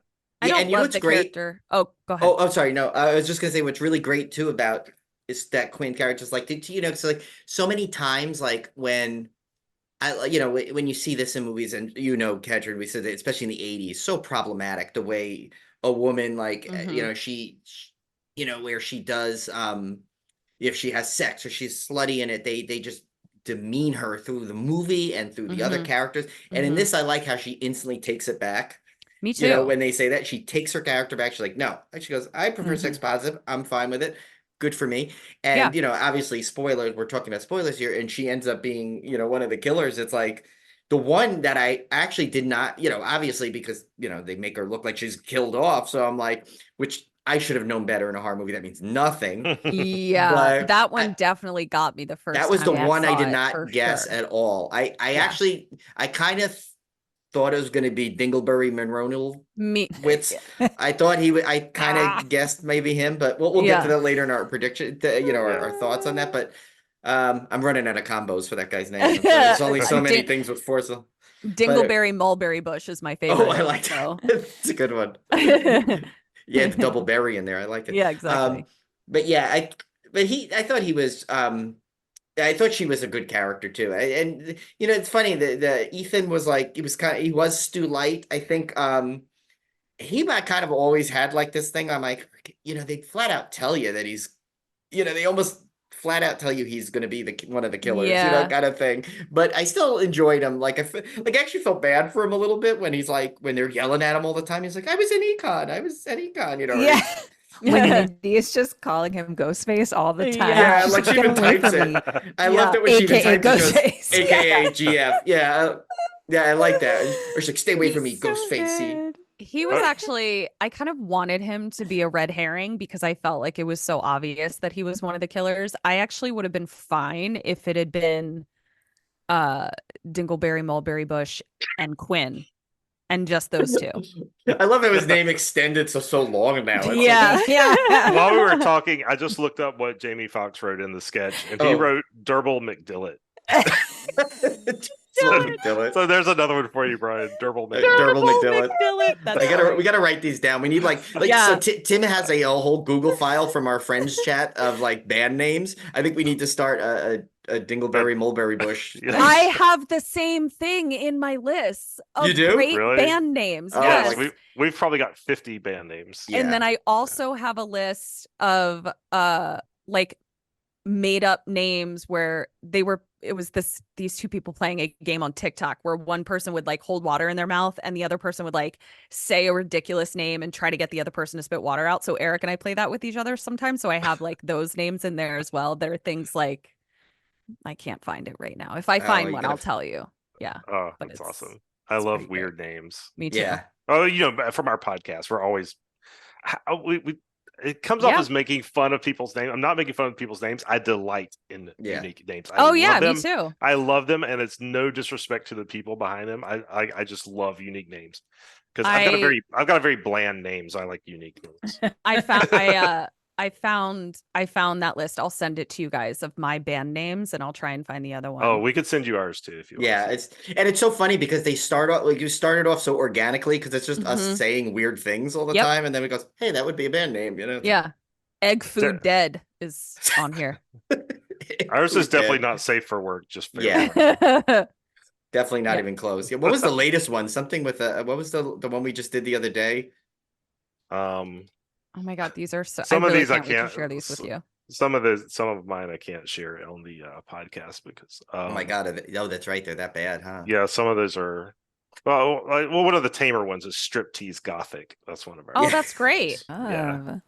I Well, love I it. think they really started to pick up when you guys saw the article about Willem Dafoe? No. Where so there was an interview and they said something about it was that movie Antichrist he did, and they said that basically the best way to say it is they said his penis was so large it was confusing people. I've heard So- that. Yeah, so I've heard that. What was What? confusing is the part I want to know. Like, did it make a question mark? Did no, it like here's what I think it is. Here's what I think it is. You know, when somebody, there's nothing like wrong with their face, but there's something, they have a feature that you're fixated on. And you're just kind of like, this person looks weird. Like I'm like fixated on this feature of them. Yeah. I feel like his penis is so big and looks disproportionate or engorged in a way that looks like it was like somebody else's penis put on the wrong body. That's my theory. So like when like in Sesame Wow. Street when they would take Bert's nose off and put it on something else. That's what it is. Like, That's it's like exactly that? that's what it I is. think it is. And so That's people what Willem can't- Dafoe's penis is. It's Yeah. Gonzo's Like- nose. Yeah. It's a felt nose that comes on and Yeah, off. That's what it is. yeah. Yeah. Yeah. We've solved what it. I See, think. I knew we needed like just a That's good right. think tank. We of did. people. Exactly. Yeah. Oh, look, Kim just brought out a whole bottle now. You're right. I Here's know. the second drink. It's like I know. we've gotten that far into the podcast that she's tapped into the Maybe reserves. that's a band name. Willem Dafoe's penis think tank. Oh my God. All right, they're both on our list. Yeah, we got to put that on. I like that one. Yeah. I like What it. are we doing? What are we talking about? Yeah, I don't even know where we're we talking are about anymore. Scream. We've been Dermot, off- I think we're talking about Derbil McDillett. Yeah, we got Dermot McDillett, yeah. I was really Yeah. happy to see him in this because I love anytime Brian and I have a chance to mix up his name. Yeah. I'm like Oh, when I see it's- him in the movie, I'm so excited because I'm like, oh, Dermot McDermott's in this. So Yeah. that That's- was. But I will say, It's so great. I had him pegged from the Yeah. beginning, and Yeah. I'm terrible at guessing scream killers. Terrible. I've never guessed Yeah. any of them in my life except for Dermot McDermott because Yeah, that he's one. the Because only of who one, he is. yeah. he was the only one. Yeah. But we'll talk about that when we get to our But I didn't hate it. Like I was like, he No, I pulled didn't it hate off. it. It made pulled it off. sense in the context of the story. I Sure. kind of liked it. Yeah. So. Yeah. Yeah, no, and plus we got to see, like McDonald McHappy Meal get mad, so it's Yeah. like, Yep. McDonald McHappy Meal. I love it. Kim's just like, I don't have enough drinks. We for just this guaranteed he's conversation. never That's coming it. on our show for sure. Yeah. Can you imagine he did come on and he said, "Hi, my name is Dylan McDermott," and he fooled us all, and then he went psych. So yeah, brought it back. Psych. Psych. Yeah. Got it in there. Way to go. Way to go. We got to really infiltrate the language. Yes. I like that you're Yes. doing it so seamlessly. Yeah, Nice see, we job. gotta. It's good to have it in there. So, okay, so now that we've gotten through the little, so opening sequences. I know we're kind of now going backtrack, but so opening sequences. Of course, Scream is known ever since the first one, which shocked, by killing off what you thought was the main character. The opening sequence has become kind of like a calling card, Yeah. for this movie. So, what did everyone think of this one? Man, this one threw me for a loop just because I was like, they're gonna motherfucking tell us the killer right away. Like I was just like, I don't know how this is gonna come back around. I couldn't figure out how it was gonna come back around. I couldn't figure out how this guy was like not gonna be you know what I mean? And I was it confused me in a way that was fun. Did it confuse you like Willem Dafoe's Muppet? It nose did. It felt like penis? I was looking at Willem Dafoe's Gonzo penis. Yeah. It's Gonzo. Oh, that's another band name right there. Gonzo Willem Pete. Dafoe's just gonna have a whole like record company full of band Yeah. names. But this Yeah. is yeah, no, and I agree because like you especially when I'm like, where are they going with this? They just Yeah. they cannot. I'm like, there's got to be some kind of trick to this. This is either gonna be some kind of like fake out, but like they Yeah. already done the fake outs with Stab. So are they gonna is it gonna be like 10 days earlier or something? Or like Yeah. what are they gonna do? Couldn't figure it out. And I did love the fact anytime they can put Samara Weaving in a movie, Right. I Yes. love her. So she is one of my favorite much. Queen. and I even love how she made fun of you and he goes, "What's your favorite scream movie?" He's like, "Well, not this one." Yeah. That's such a That was line great. for her, Yeah. like this done so well with her. Yeah. It was So- the first. I She's think great. was it the first kill that was outside? Oh Was it- shit. Was it? well, no, I don't know. Randy in the second one was killed Drew. outside. Drew was Oh outside. yeah, Oh yeah, Okay. yeah. Oh, and Well, Hayden. Well, she didn't die, but yeah. Okay. But I was just thinking it.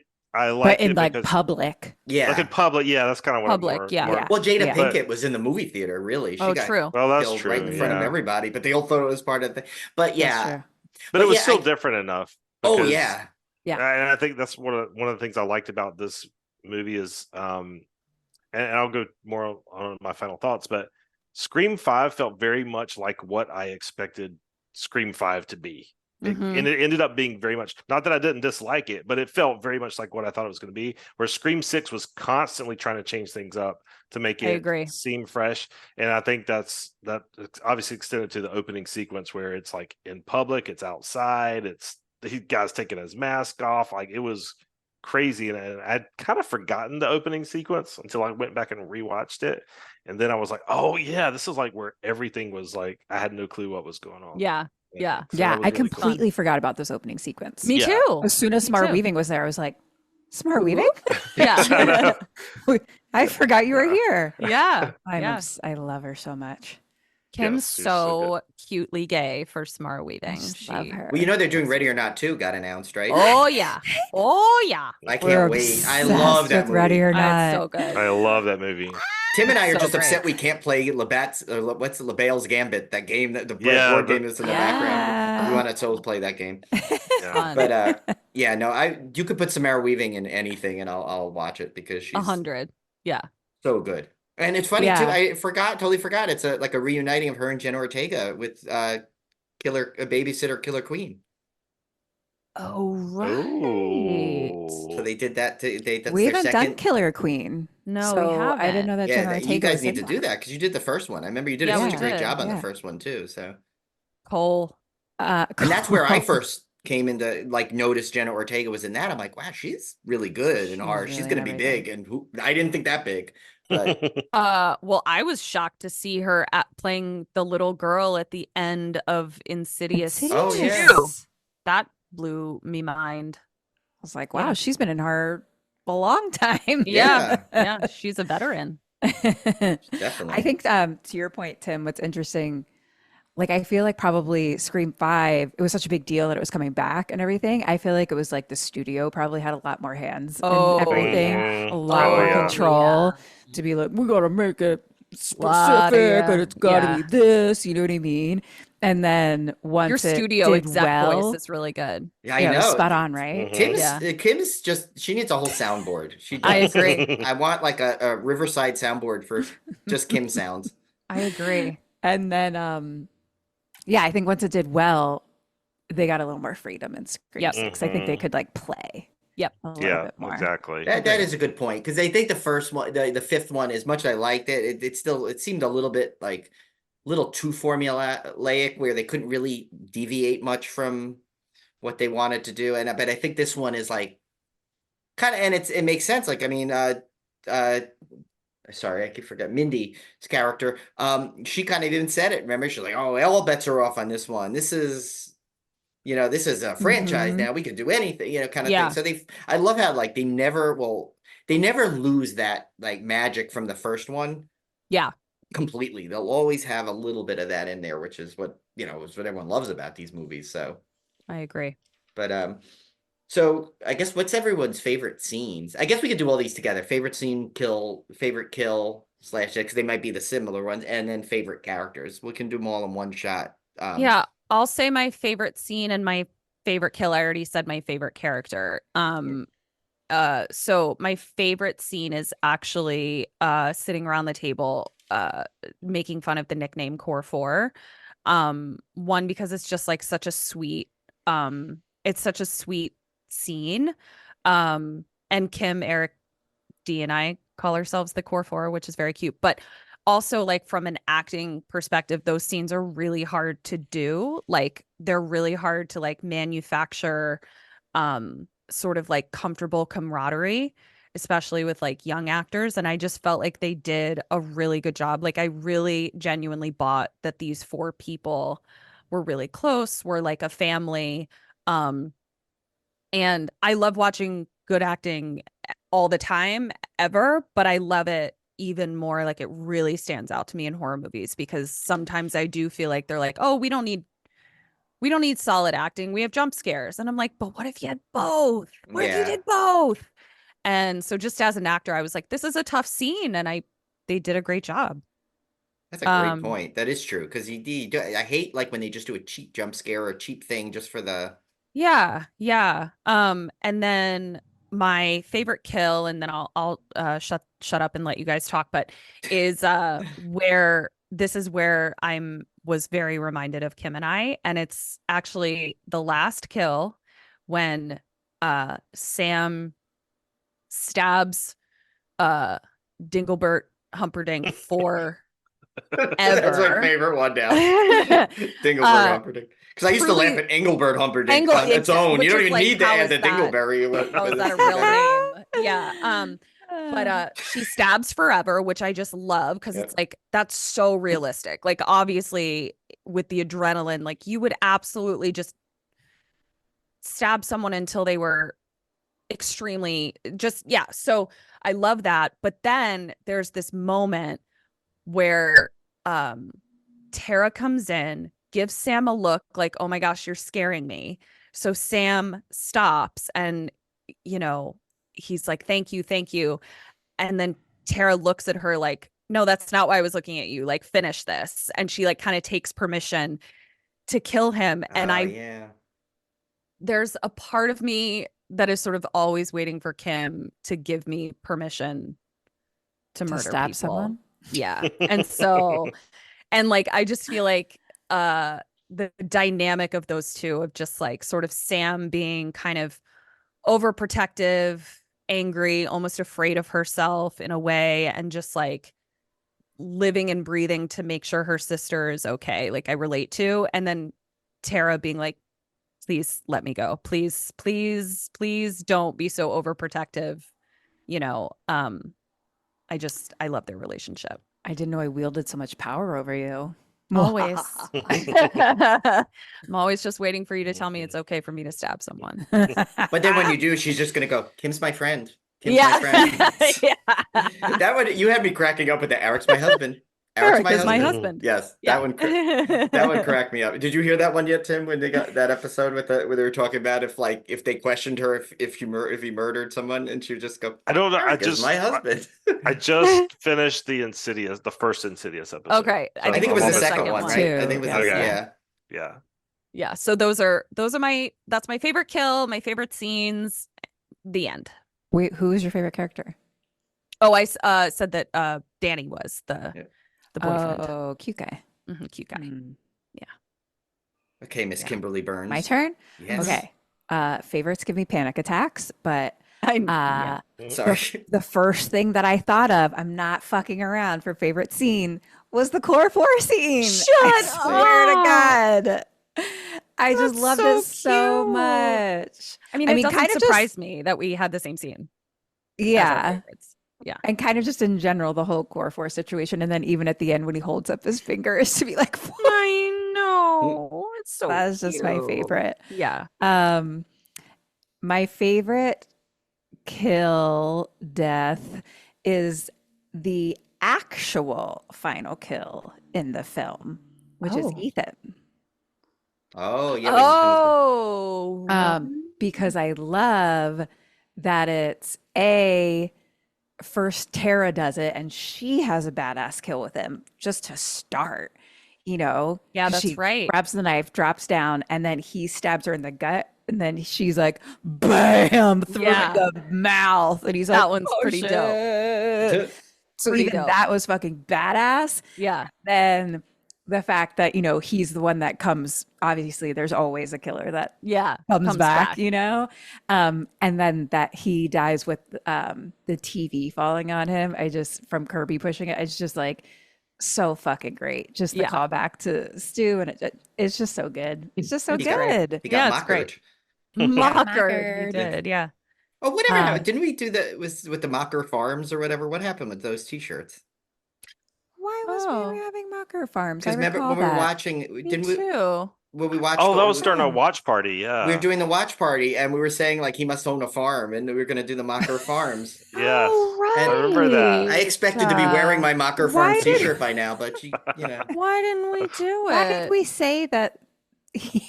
I forgot. Honestly, I forgot how it came up. The But it was lore. like it too. was. We can never remember the lore of our No. jokes. Never. It was a Never. whole thing, though. Like the whole rest of the episode, Yes. we're like, "Oh, he must I own a do farm remember because he's got a big thing." Oh, and he had all the milk or Yeah, something, and yeah. egg. Oh, it was the eggs. It It was started the with all the eggs. eggs in the Yes. fridge. That's right. Wow. What's Yeah. it like to remember things, you guys? Is it fun? Yeah, sometimes, yes, but when you hold on to all the stress in your life, like Oh I my do, God. it's like I wish I could forget things, but Oh yeah. no, I hang on to all that. I remember all the stuff I don't want to remember. Yeah, right. It's I don't always that. remember. Yeah. Oh, that's right. That Okay, looked like so- that would have been driving me up the wall if you had not remembered the eggs. It was Brian. the eggs. The It was eggs the caused it, eggs. Yes, Eggs, Yeah. eggs, because he had eggs. so many eggs and beers in his fridge. Right. That was Yeah. it. Eggs Yeah. and Oh my beer. That's a gosh. farmer's meal right there. Yeah. Yeah. So Yeah. wait, did we cut Um, you off, Kim? I'm sorry. Did we? I think I have favorite character, Oh, right, yeah. who is Mindy. Yeah. I love Mindy. She's I great. think everything she does is hilarious and great. I love that she's the one that gets to tell the rules now. Mhm. And then even her running in at the very end. It's Which I so was also great. like, girl, weren't you stabbed in the stomach? You look fine. Yeah, right? But Yeah. we'll let it go. Yeah. Right. And she had one of Once the you get best to the lines. too. ambulance, once you get to the ambulance scene of a horror movie at the Yeah. very end, all All bets are off. all wounds are gone. Yeah, everyone's Yeah. magically healed. Just the sight of the Yeah. ambulance heals. Yeah. you know? It's like Um, in a video game, you pick up like a little tiny bottle of pills, and all of a sudden you're like, you're back. Yeah. You know? Yeah. You know, so it's like, Wait, it's- what's her line that you loved? oh, where she goes, when she got it wrong, and then she goes, fuck this franchise, you know, and she's just Yeah. like it's like, she Yes. just says like such a great like delivery, like no matter what, and like that whole sequence actually. Tim, I'll go. I was gonna pass it up, but like Yeah, it no, kind go of ahead. leads to one of my favorite scenes is that whole train sequence, because living in New York, like Oh, it's so there scary. is nothing more stressful. I don't know how many times where you wait for a subway like that, where it's just Oh like my God. hundreds of people. And like, I remember like, when COVID was starting, and I'm like, oh my God. Like when people like, oh, it's like starting to, I'm like, yeah, because now people are getting it from like every subway ride they've ever taken in the past like 2 days. Because it's literally like that, where there are Mhm. hundreds of people and you're like shoving to get on the train, Ugh. and you're so worried you're gonna get separated. Like for the, I Yeah. mean, Tim, I don't remember when you came to visit that time, if we ever really had something. We walked a lot, I think, to places. We did. I mean, we did ride the subways a few times, but they weren't bad when we rode them. Yeah, I think when we were going on, it was off like hours. normal time. But like if you go Yeah. on a rush hour, and the trains are like that too. When you would take the Long Island Railroad back home, it's like they'd announce your train, and like 5,000 people be running towards the train, and it's like Ugh. it's like that. So like Ugh. that alone, like I mean, maybe Yuck. it kind of swayed my thing a little bit. I love that sequence, and then if you notice, there's a little burp snap in there quickly. I Little baby did. burp There is a snap. burp snap. In There's there, also burp snap. a Ready or Not. Yep, that's that, isn't there? Yeah, that's which her was character's in there. good. So I Yeah. kind of like that sequence a lot. That's one of my favorite things in there. I think my favorite character is probably it's funny, it's definitely Mindy is gonna win out, but like Danny, like the cute boy guy, he's like starting now as we discussed him, I'm like, I really think about like how well Mhm. written he was. He's almost Yeah. like he's really Yeah. like climbing up the charts, you know? Mhm. Yeah. Yeah. Kind of He's just really great. knocks like Macklemore McPheeney out of the question. You know, Macklemore. I don't even know where that one Well, came we've from. really got off the Yeah. rails Yeah, that here. woman. He kind of I'm got like loving it. knocked off the pedestal there. He could have been up there, but yeah. So and then my favorite death, of course, is the one on the ladder. But like now I want the Kitchen enhancements to it. Like I I know. want I'm like so yeah. That's the uncut version, maybe. yeah, they need Yeah. to do it. X-rated version or whatever. Yeah. Yeah. Okay, Tim, you're up. Yeah, so my favorite scene was actually the one that was in the trailer that really got me excited for this movie, and that was like the bodega scene where Ghostface is wielding a shotgun. Oh yeah. Because Oh and yeah. I thought it was, and the reason I think that scene resonated is because I'm so terrified of like mass shooting. Bodegas. And yeah, that too. But the whole like that's real. Like that could That's happen. so real. Yeah. Somebody could come in and start shooting with a shotgun. And anytime I go in a store, I'm always thinking like, where the hell's the exit? Because Yeah. some great wacko starts shooting. And so I just loved like that actually was like the first time in a Scream movie where I kind of felt that little tingle of like a little bit of fear because like that's real. Like that could really happen. Yeah. It would have And been a much gun, shorter, like yeah, not a yeah, knife. It's a exactly. gun. And it would have And been a a much big shorter gun. movie if the Yeah. stupid guy behind the counter had not said "Hey" before he shot Yeah, at it Ghostface. always drives Like, me just crazy. Why do they always have to bring attention? yeah, like Don't just shoot him. No. Oh my I god, don't that drove know. me crazy. But them like just the thought of them like huddled down behind shelves as he's got walking around with a shotgun just terrified me. So that was my favorite scene.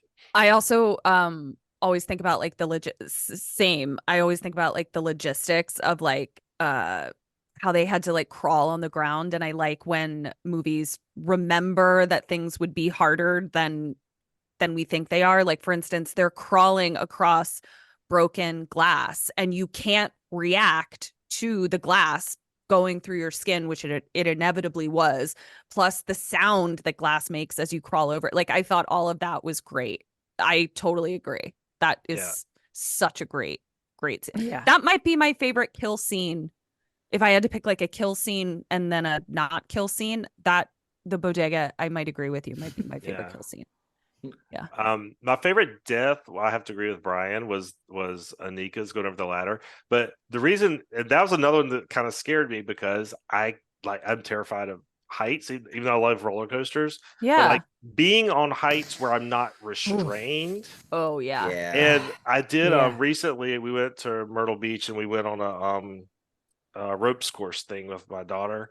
And this thing is only 10 feet off the ground.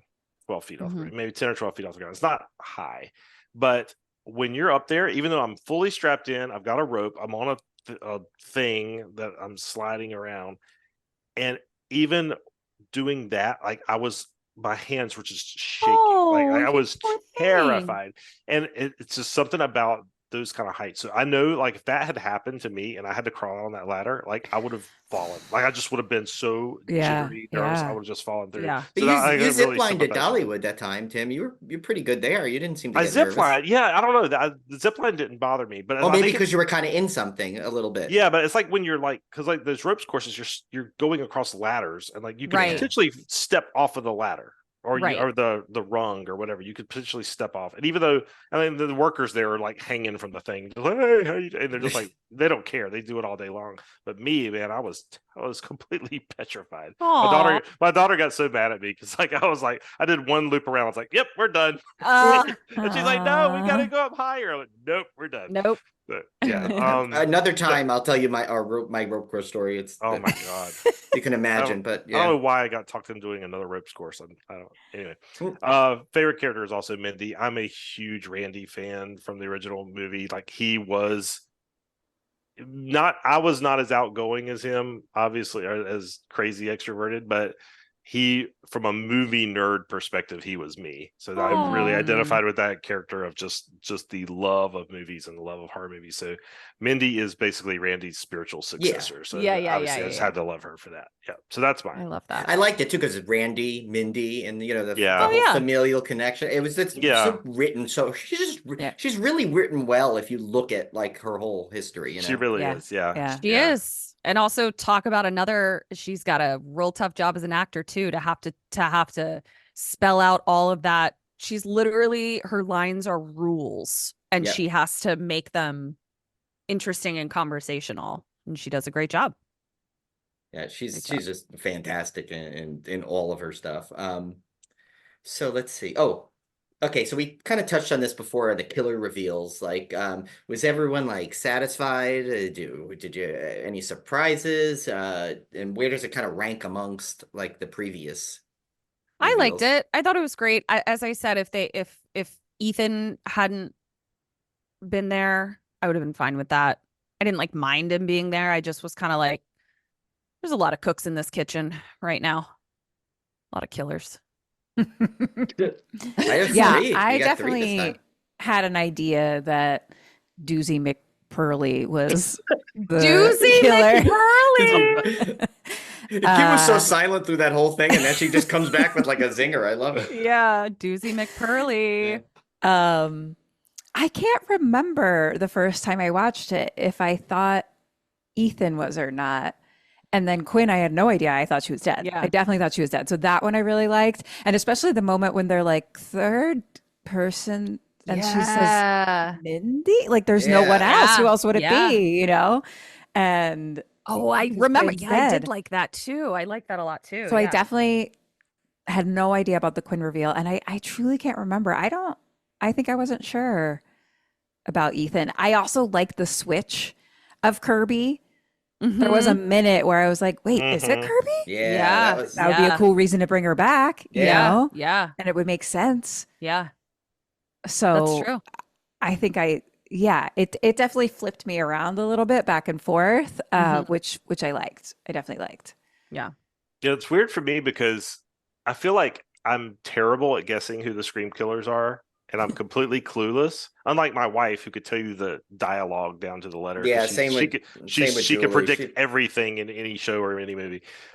I'm completely lost. I'm like, We need to have her on our show. We should oh my god, we she's should like, test she would be her. so good. Yeah, because she's like, Oh she yeah, we knows. should send Julie and like and Oh my Olivia in our god, place to see how they'd survive it. She's just She- not God. surprised about anything. I think Yeah.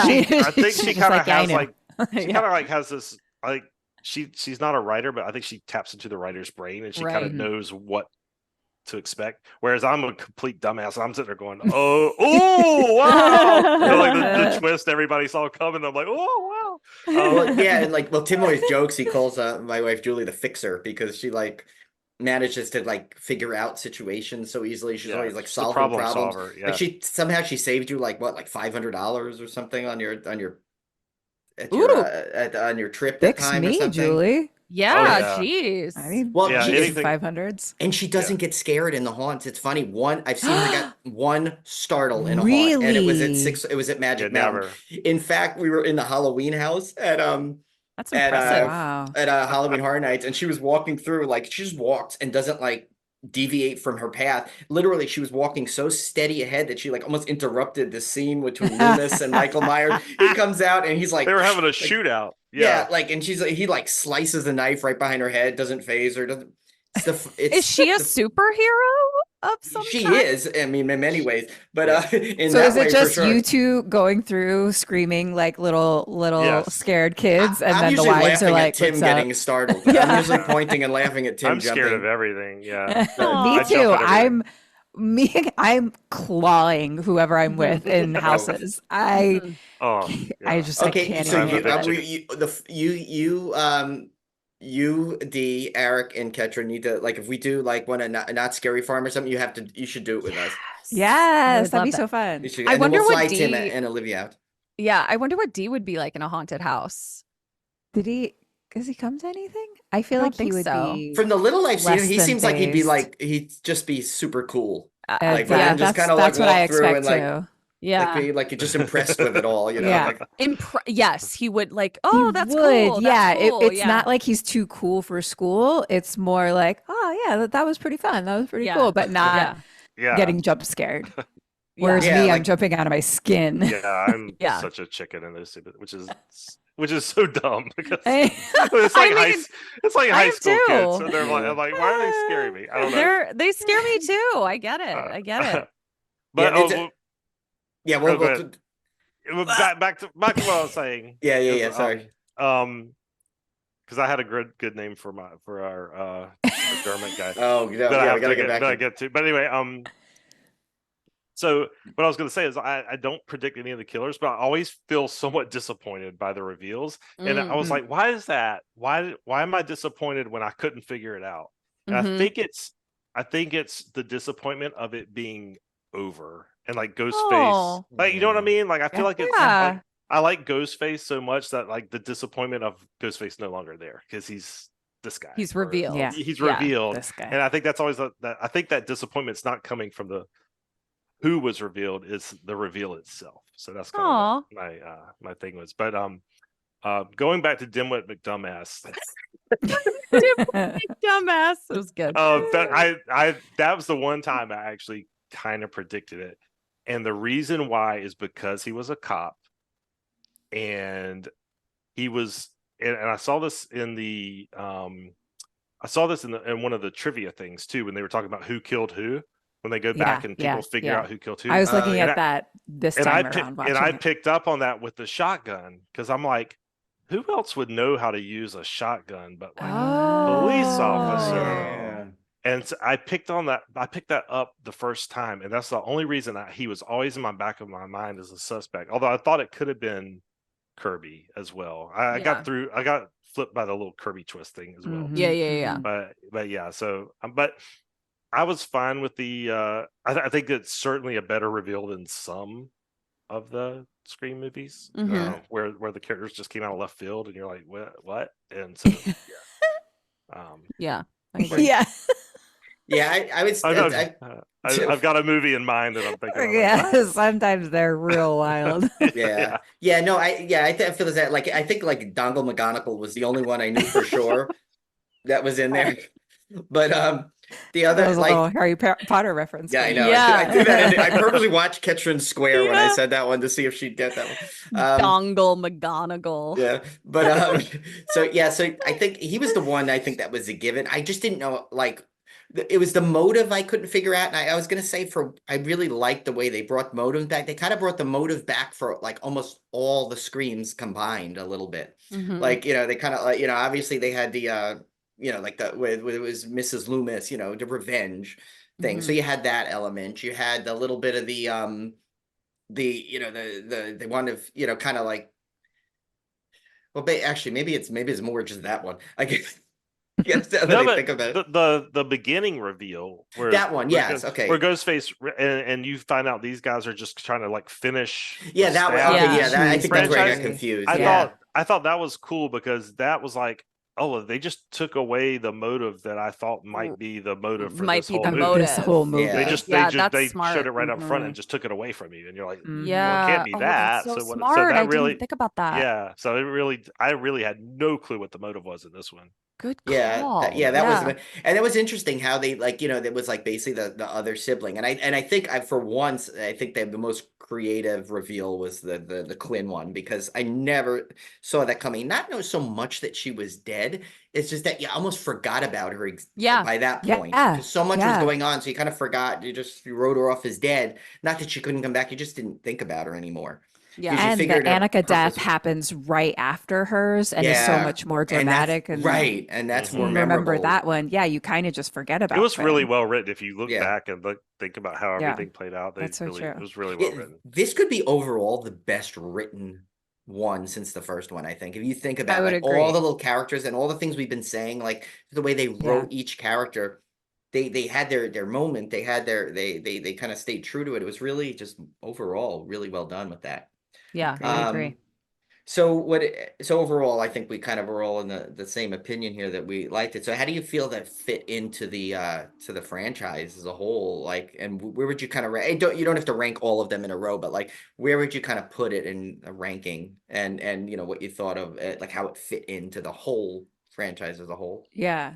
I love this one, and I think for a lot of the reasons we've already touched on, of just that clearly the filmmakers are fans of the franchise. So they're putting in so many Easter eggs. The whole storyline is kind of Easter eggs and throwbacks. You know what I mean? It's so nostalgic. And then the freedom that they had with this one as compared to 5 to really play, it's just so fun. It's just so fun. So for me, it's definitely up there in the rankings.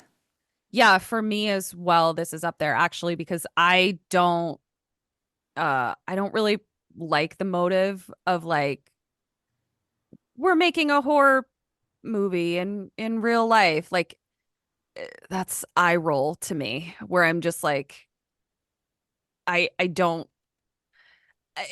It hits too close to home, I guess, of just like people like trolls and people that blast a movie on Rotten Tomatoes because the writers didn't do what they wanted them to do with the character. Like I don't like those people. I don't like that storyline in real life, so I don't like those are my least favorite motives, I guess. So yeah, I like the revenge motive, or like something that actually a trauma that like would make someone make the choices that they're making. I enjoy that more.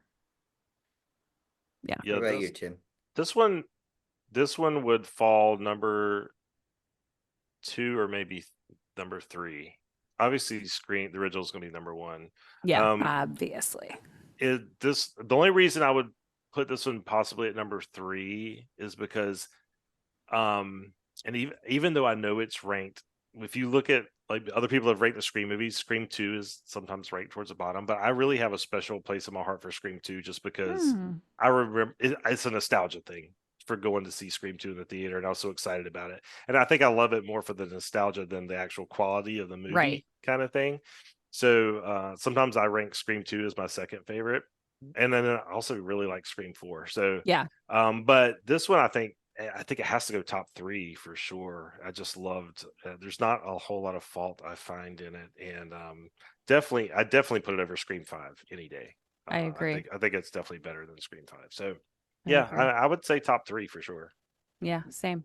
Yeah, I think the same too. I mean, I like right now, I think it might be number 2. Only because I mean, it could be because it's still, kind of fresh and everything and everything. But Right. I think for some of the reasons, like I think I remember seeing this in the theater and we had such a good crowd seeing it. It was a lot of fun. It was written so well. I mean, like just all the stuff we've been talking about tonight is like makes me want to go watch it again right when we're done almost. And I've watched it now like 3 times in the past week just to get prepped for this. And it's like I didn't get bored once.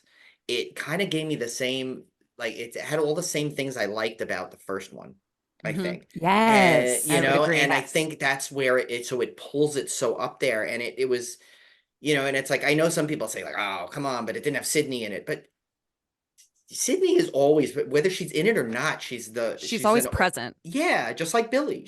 Yeah. And Stu, they're always present. They're so impactful from that first one that they could never be seen again, and they're still part of it. You still know they're part of it. So Yeah, I I love think that.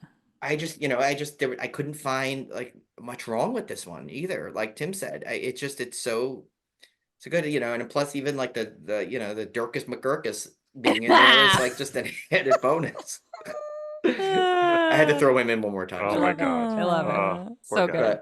But so here's where it gets fun before we wrap things up. Let's like now that we know 7 is coming out, it looked like it was going to be dead for a while. Now it's coming back. What does everyone like think about it? And if you have any predictions on what you want to see and what you think will happen.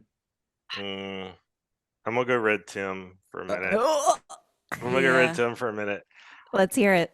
Look how excited Kim gets at the I thought know. of Red Tim. It's like tell me. it's like, You guys are gonna Tim. this might be controversial. But my Brian and my immediate friend group already know this. I don't give a crap if Sydney ever comes back. I honestly don't care. I'm just gonna go full Red Tim. I'm just gonna do it. yeah, let's just do it. Let's just go there. I never watched Party of 5. Ketrin gave you permission to go Yeah, Red let's just Tim. do it. There you go. I never watched Party of 5. I don't care about Nev Campbell. I liked her in Scream, but I've never had like this love of Nev Campbell as the final girl in Scream. I just haven't. I haven't really cared about Sydney's character. It's the same thing like I said earlier, where I just don't care about the final girls in this franchise for some reason. She just always felt kind of just flat to me, and so I've never really. So then when people say, "Oh my god, you can't have a Scream movie without Nev," I'm like, "But Scream 6 is one of the best ones, and she's not in it." Yeah. Right. And so that proves that you can have it without her. So not that her coming back to Scream 7, great. It doesn't drive me away from the movie at all. Like, I think it's fine. And I've enjoyed the movies even with her in it. So it's not like, so it's one of those things where it's like, when there was this whole controversy of her dropping out, I was like, I don't care. I honestly don't care. You can make it with her, you can make it without her. I'm still going to go see it. So it doesn't really bother me either way. I guess, and maybe it's because I've watched so many franchises, Friday the 13th and Nightmare on Elm Street, where there is no consistent final girl throughout the entire franchise. That's a rarity in horror franchises. That's a good point. That to me, it doesn't bother me that you don't have this through line.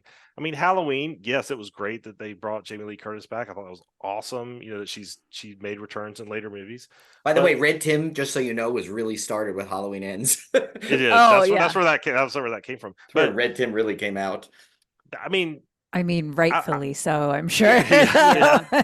But I've watched all these franchises. I've never had to have the final girl be the through line through every single one of them. So I've never really understood that about Scream, where you got to have Neve Campbell. Like, it's not a Scream movie without Neve Campbell. I'm like, why? I don't understand it. And maybe it's because she just happened to be in all the early ones.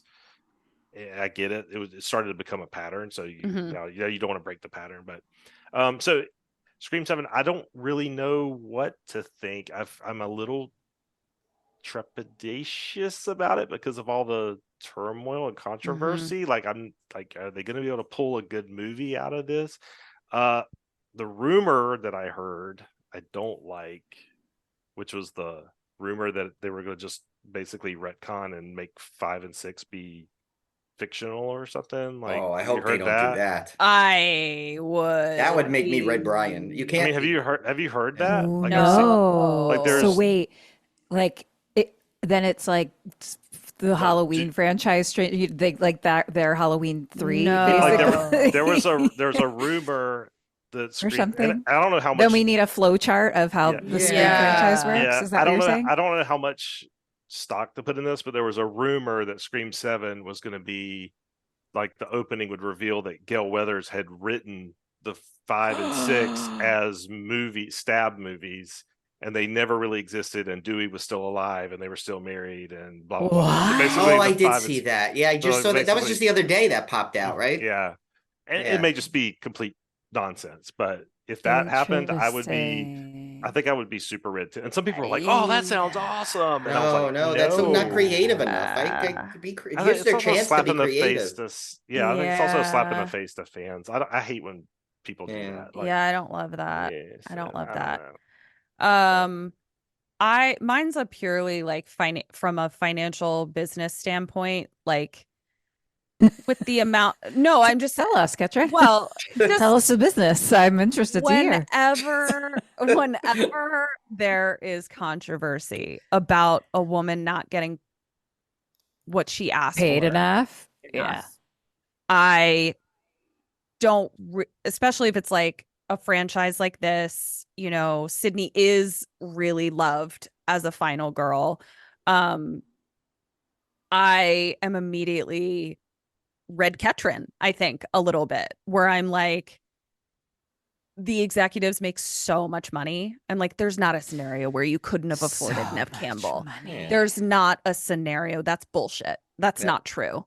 And so when I found out that there were rumors that Sydney was going to be back, I have hope from that perspective, where I'm just like, haha, who has the last laugh now? Now they're like begging for Neve to come back, and I bet they're going to pay her what they originally said they couldn't afford to pay her, or more. So that's why I say from a business perspective, I'm like here for it. I like it. Yeah, I'm super excited for Neve to come back. I personally think it was fucked up, the firing of Melissa. I do too. What's interesting from some I feel of like the she was a scapegoat for like everyone that said something bad. They made her the one. Why? I don't understand. Totally. And it happened so quickly too. Yeah. Like there was no weight behind it or anything. It was a knee-jerk reaction. It was a knee-jerk reaction for sure. Yeah. So yeah, I don't love that. But what's interesting, maybe it was Tim who was talking about this earlier, because so they say Jenna Ortega had already dipped out. Like that's, you know what I mean? Because obviously Jenna, so because it was like Melissa Barrera got fired, and then immediately there was all this news about Jenna Ortega also not being in it. But then the story goes that Jenna Ortega had left before Melissa, and it was due to like Wednesday, you know, or something like that. Yeah, I remember that. So, you know, who knows like what is all true and what's not. But Yeah. if that is the case, you know, how you were talking about earlier, how the two of the sisters combined to kind of make one Sydney. Yeah. one final girl, one Sydney. Yeah. So I don't know how it would have gone with Sam without Tara. You know what I mean? So that would be That's a interesting. good point. Yeah. Like, If that were true, I mean, I have no fucking idea, but yeah, but ultimately, you know, I do love Nev coming. I am a big fan of Nev and Sydney. I'm excited for Gail to be part of it, and I have no idea what to expect because we just ended with this story. Yeah. And obviously a different story was written for Yeah. 7, and obviously there has to be now a completely different story. So I just have absolutely no idea. And I mean, I am interested. I'm like, ooh, is someone important going to be the killer? Is someone important going to die? That's definitely, Yeah, I'm I mean- inquisitive about that. the one story like I heard, like it's supposedly like they and this was like someone found like a casting sheet, they said, but you know, you never know how accurate that is when it was, but it was like it was supposedly going to be like Sydney, Mark, which Patrick Dempsey's character, and their kids and a babysitter were like the ones that were like that I think were supposedly cast. So I could see that. if Okay. if I see that, like I just hope they don't make this so obvious where the babysitter's like it turns out to be the killer, and it's like they're doing this red herring thing, because I think that's not, they have to really come up with something that tops this reveal, because I thought Yeah. this reveal was so good. Remember I told you I had an idea. Wouldn't it be funny if they absolutely, in the most best kept secret in Hollywood, that all of this stuff was this big viral ruse to make Tara and Sam the killers at the end of this movie, where like how cool would that be? Oh. I mean, it's not honestly, gonna happen, but how would be cool would that be? fucking amazing, but That would be like that incredible. would be wild. That would be one of the great heists of our Yeah. I mean, And that's Brian like just ruined Scream 7. decade. Oh, Yeah. he just ruined it. because it's not gonna happen. I know. No, it would happen. I hope it does happen. That'd be Yeah, awesome. unfortunately, But- it won't. But But another thing would be, it would be really funny just for all 4 of us to enjoy it. Wouldn't it be funny if the killer was revealed to be actually Dylan McDermott this time, and he was Dermot Mulroney's brother? Wouldn't that be the best? And he's like, "You killed my family." I know, you killed my if they were Mulroney. smart. Yeah, if they were smart, that's exactly what they I did. mean, Oh my the gosh. Scream killers have been so wild that it literally could be like, oh, it's the babysitter who is actually Yeah, like, Tatum had a secret child that no one Yeah. knew about, it turns out, and this is their Yeah. neat best friend who grew Yeah. up in the house next door. Well, Like, it's always something. and you know off what? the I'm rails. gonna do a bold prediction, and this is gonna. I have a feeling one of Sydney's kids is gonna be named Dewey as like a little nod. I bet you. How much you want to bet? Like she's gonna have a No, I boy, and his agree. name's gonna be Dewey or something. 100%. That's cute. Kind of thing. or at least a dog or 100%. something. A dog, something like some kind of Yeah. dog. At least a plant, you know, Yeah. just something. Excuse me, I gotta go water Dewey.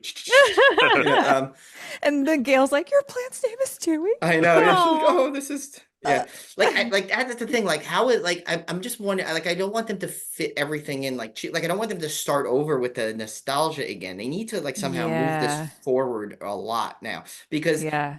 and I think this one was so good. But like I said, I can get it. The story is kind of the Carpenter sister story could be wrapped up. It kind of ended on a note where I think it could go either way. But like I'd hate to lose, like I don't want to lose like Chad and Mindy. I wonder if they could still be incorporated in, and Yeah. something like, because Yeah. they were, there's such highlights to me of the I wonder Yeah. if my my not, and when I say and to clarify, when I say I don't care about Nev coming back or not, it's nothing to do with like the whole controversy of the salary or anything. I'm, Oh, I'm no, going no. I'm going above that. I'm just like Yeah, from a no, purely I from didn't take it story. that way at all. Yeah, Yeah. but because she absolutely deserves every penny, obviously.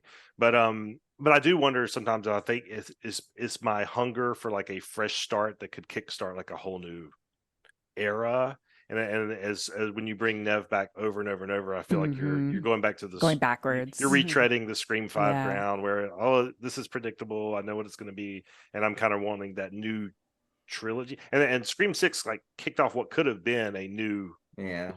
offshoot, which now is not going to be because That's a good point.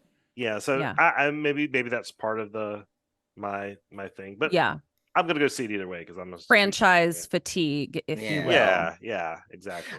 I mean, also too, because it's like, I mean, another shocking thing we do. I know there's this thing out there. I think it was Tim. Emily was telling us there's a thing out there that Sydney could never die. Like they could write her out, that she could leave the friend, but they could never actually kill her off. But how great would it be story wise that if she is killed in the first sequence, like Drew Barrymore was, where you like everyone's Yeah. welcoming her turn and you just throw it on her head And she's and paid have her. $7 million fucking dollars Yes. for Yeah, it, and bitches. and she's wiped out in the first scene. I You mean, know? Gosh. that would be something that would like that's especially after all the controversy and everything. I feel like they really do. It needs to be something. Like there needs to be something that blows your socks off Yeah. and that you're like, I can't believe they fucking did it. The Yeah. only thing to me that would reach that level would be A, killing Sydney, or B, bringing Stu back. Yeah. I think, but Bring Stu bringing back. but bringing Stu back is also such a fan like want that I feel like it's so predictable that would they actually do it? I don't know. What But if he comes back to also- save them? Oh, Yeah. yeah. I don't And know. Also, then you that'll can like throw it. predict. Yeah. You can predict that you're gonna love a bowl of ice cream. You still are gonna want to have the bowl of ice cream. Exactly. Yeah. True. Yeah, that's a good point. Yeah. I don't know. We'll see. I guess we'll find out. When is that supposed to come out, by the way? Is it even It's started like filming? it's early. Like they didn't even write they don't even have the script going. I think finished But yet. it's not still being even they're written. not even like pre Yeah, I'd say 2027 at the earliest, or 26 maybe if they're lucky. I think Yeah. it's at least 26 is That's going to be the too earliest. But far. I know. I know. All Yeah. that time Hate without Dunkle McPunkle. But overall, though, I think we all are kind of in agreement that we all kind of like really loved Scream 6. Yeah. Yeah. Truly loved it. I really did too. I really did too. Yeah. Yeah, it exceeded my expectations. That's agree exactly with how I that. would describe it. Yeah. Was it definitely. perfect? No. No. But exceeded expectations for Yeah, sure. because the intestines didn't come out. We Exactly. I know. We need the Guys, Ketrin cut of the I film. know. That's it. Yes. It just seems so obvious to me. Like I was literally like, when I was watching it, I was like, oh, I remember her intestines fall out. And then I was like, oh, I made that up. Like that doesn't happen. Especially when they spent so much time showing him cutting her Yeah. up. Yeah. Yeah, it just seemed really obvious. But So I you like had like a Kim's- Mandela effect in this movie. I already. did. I did. But I like Kim's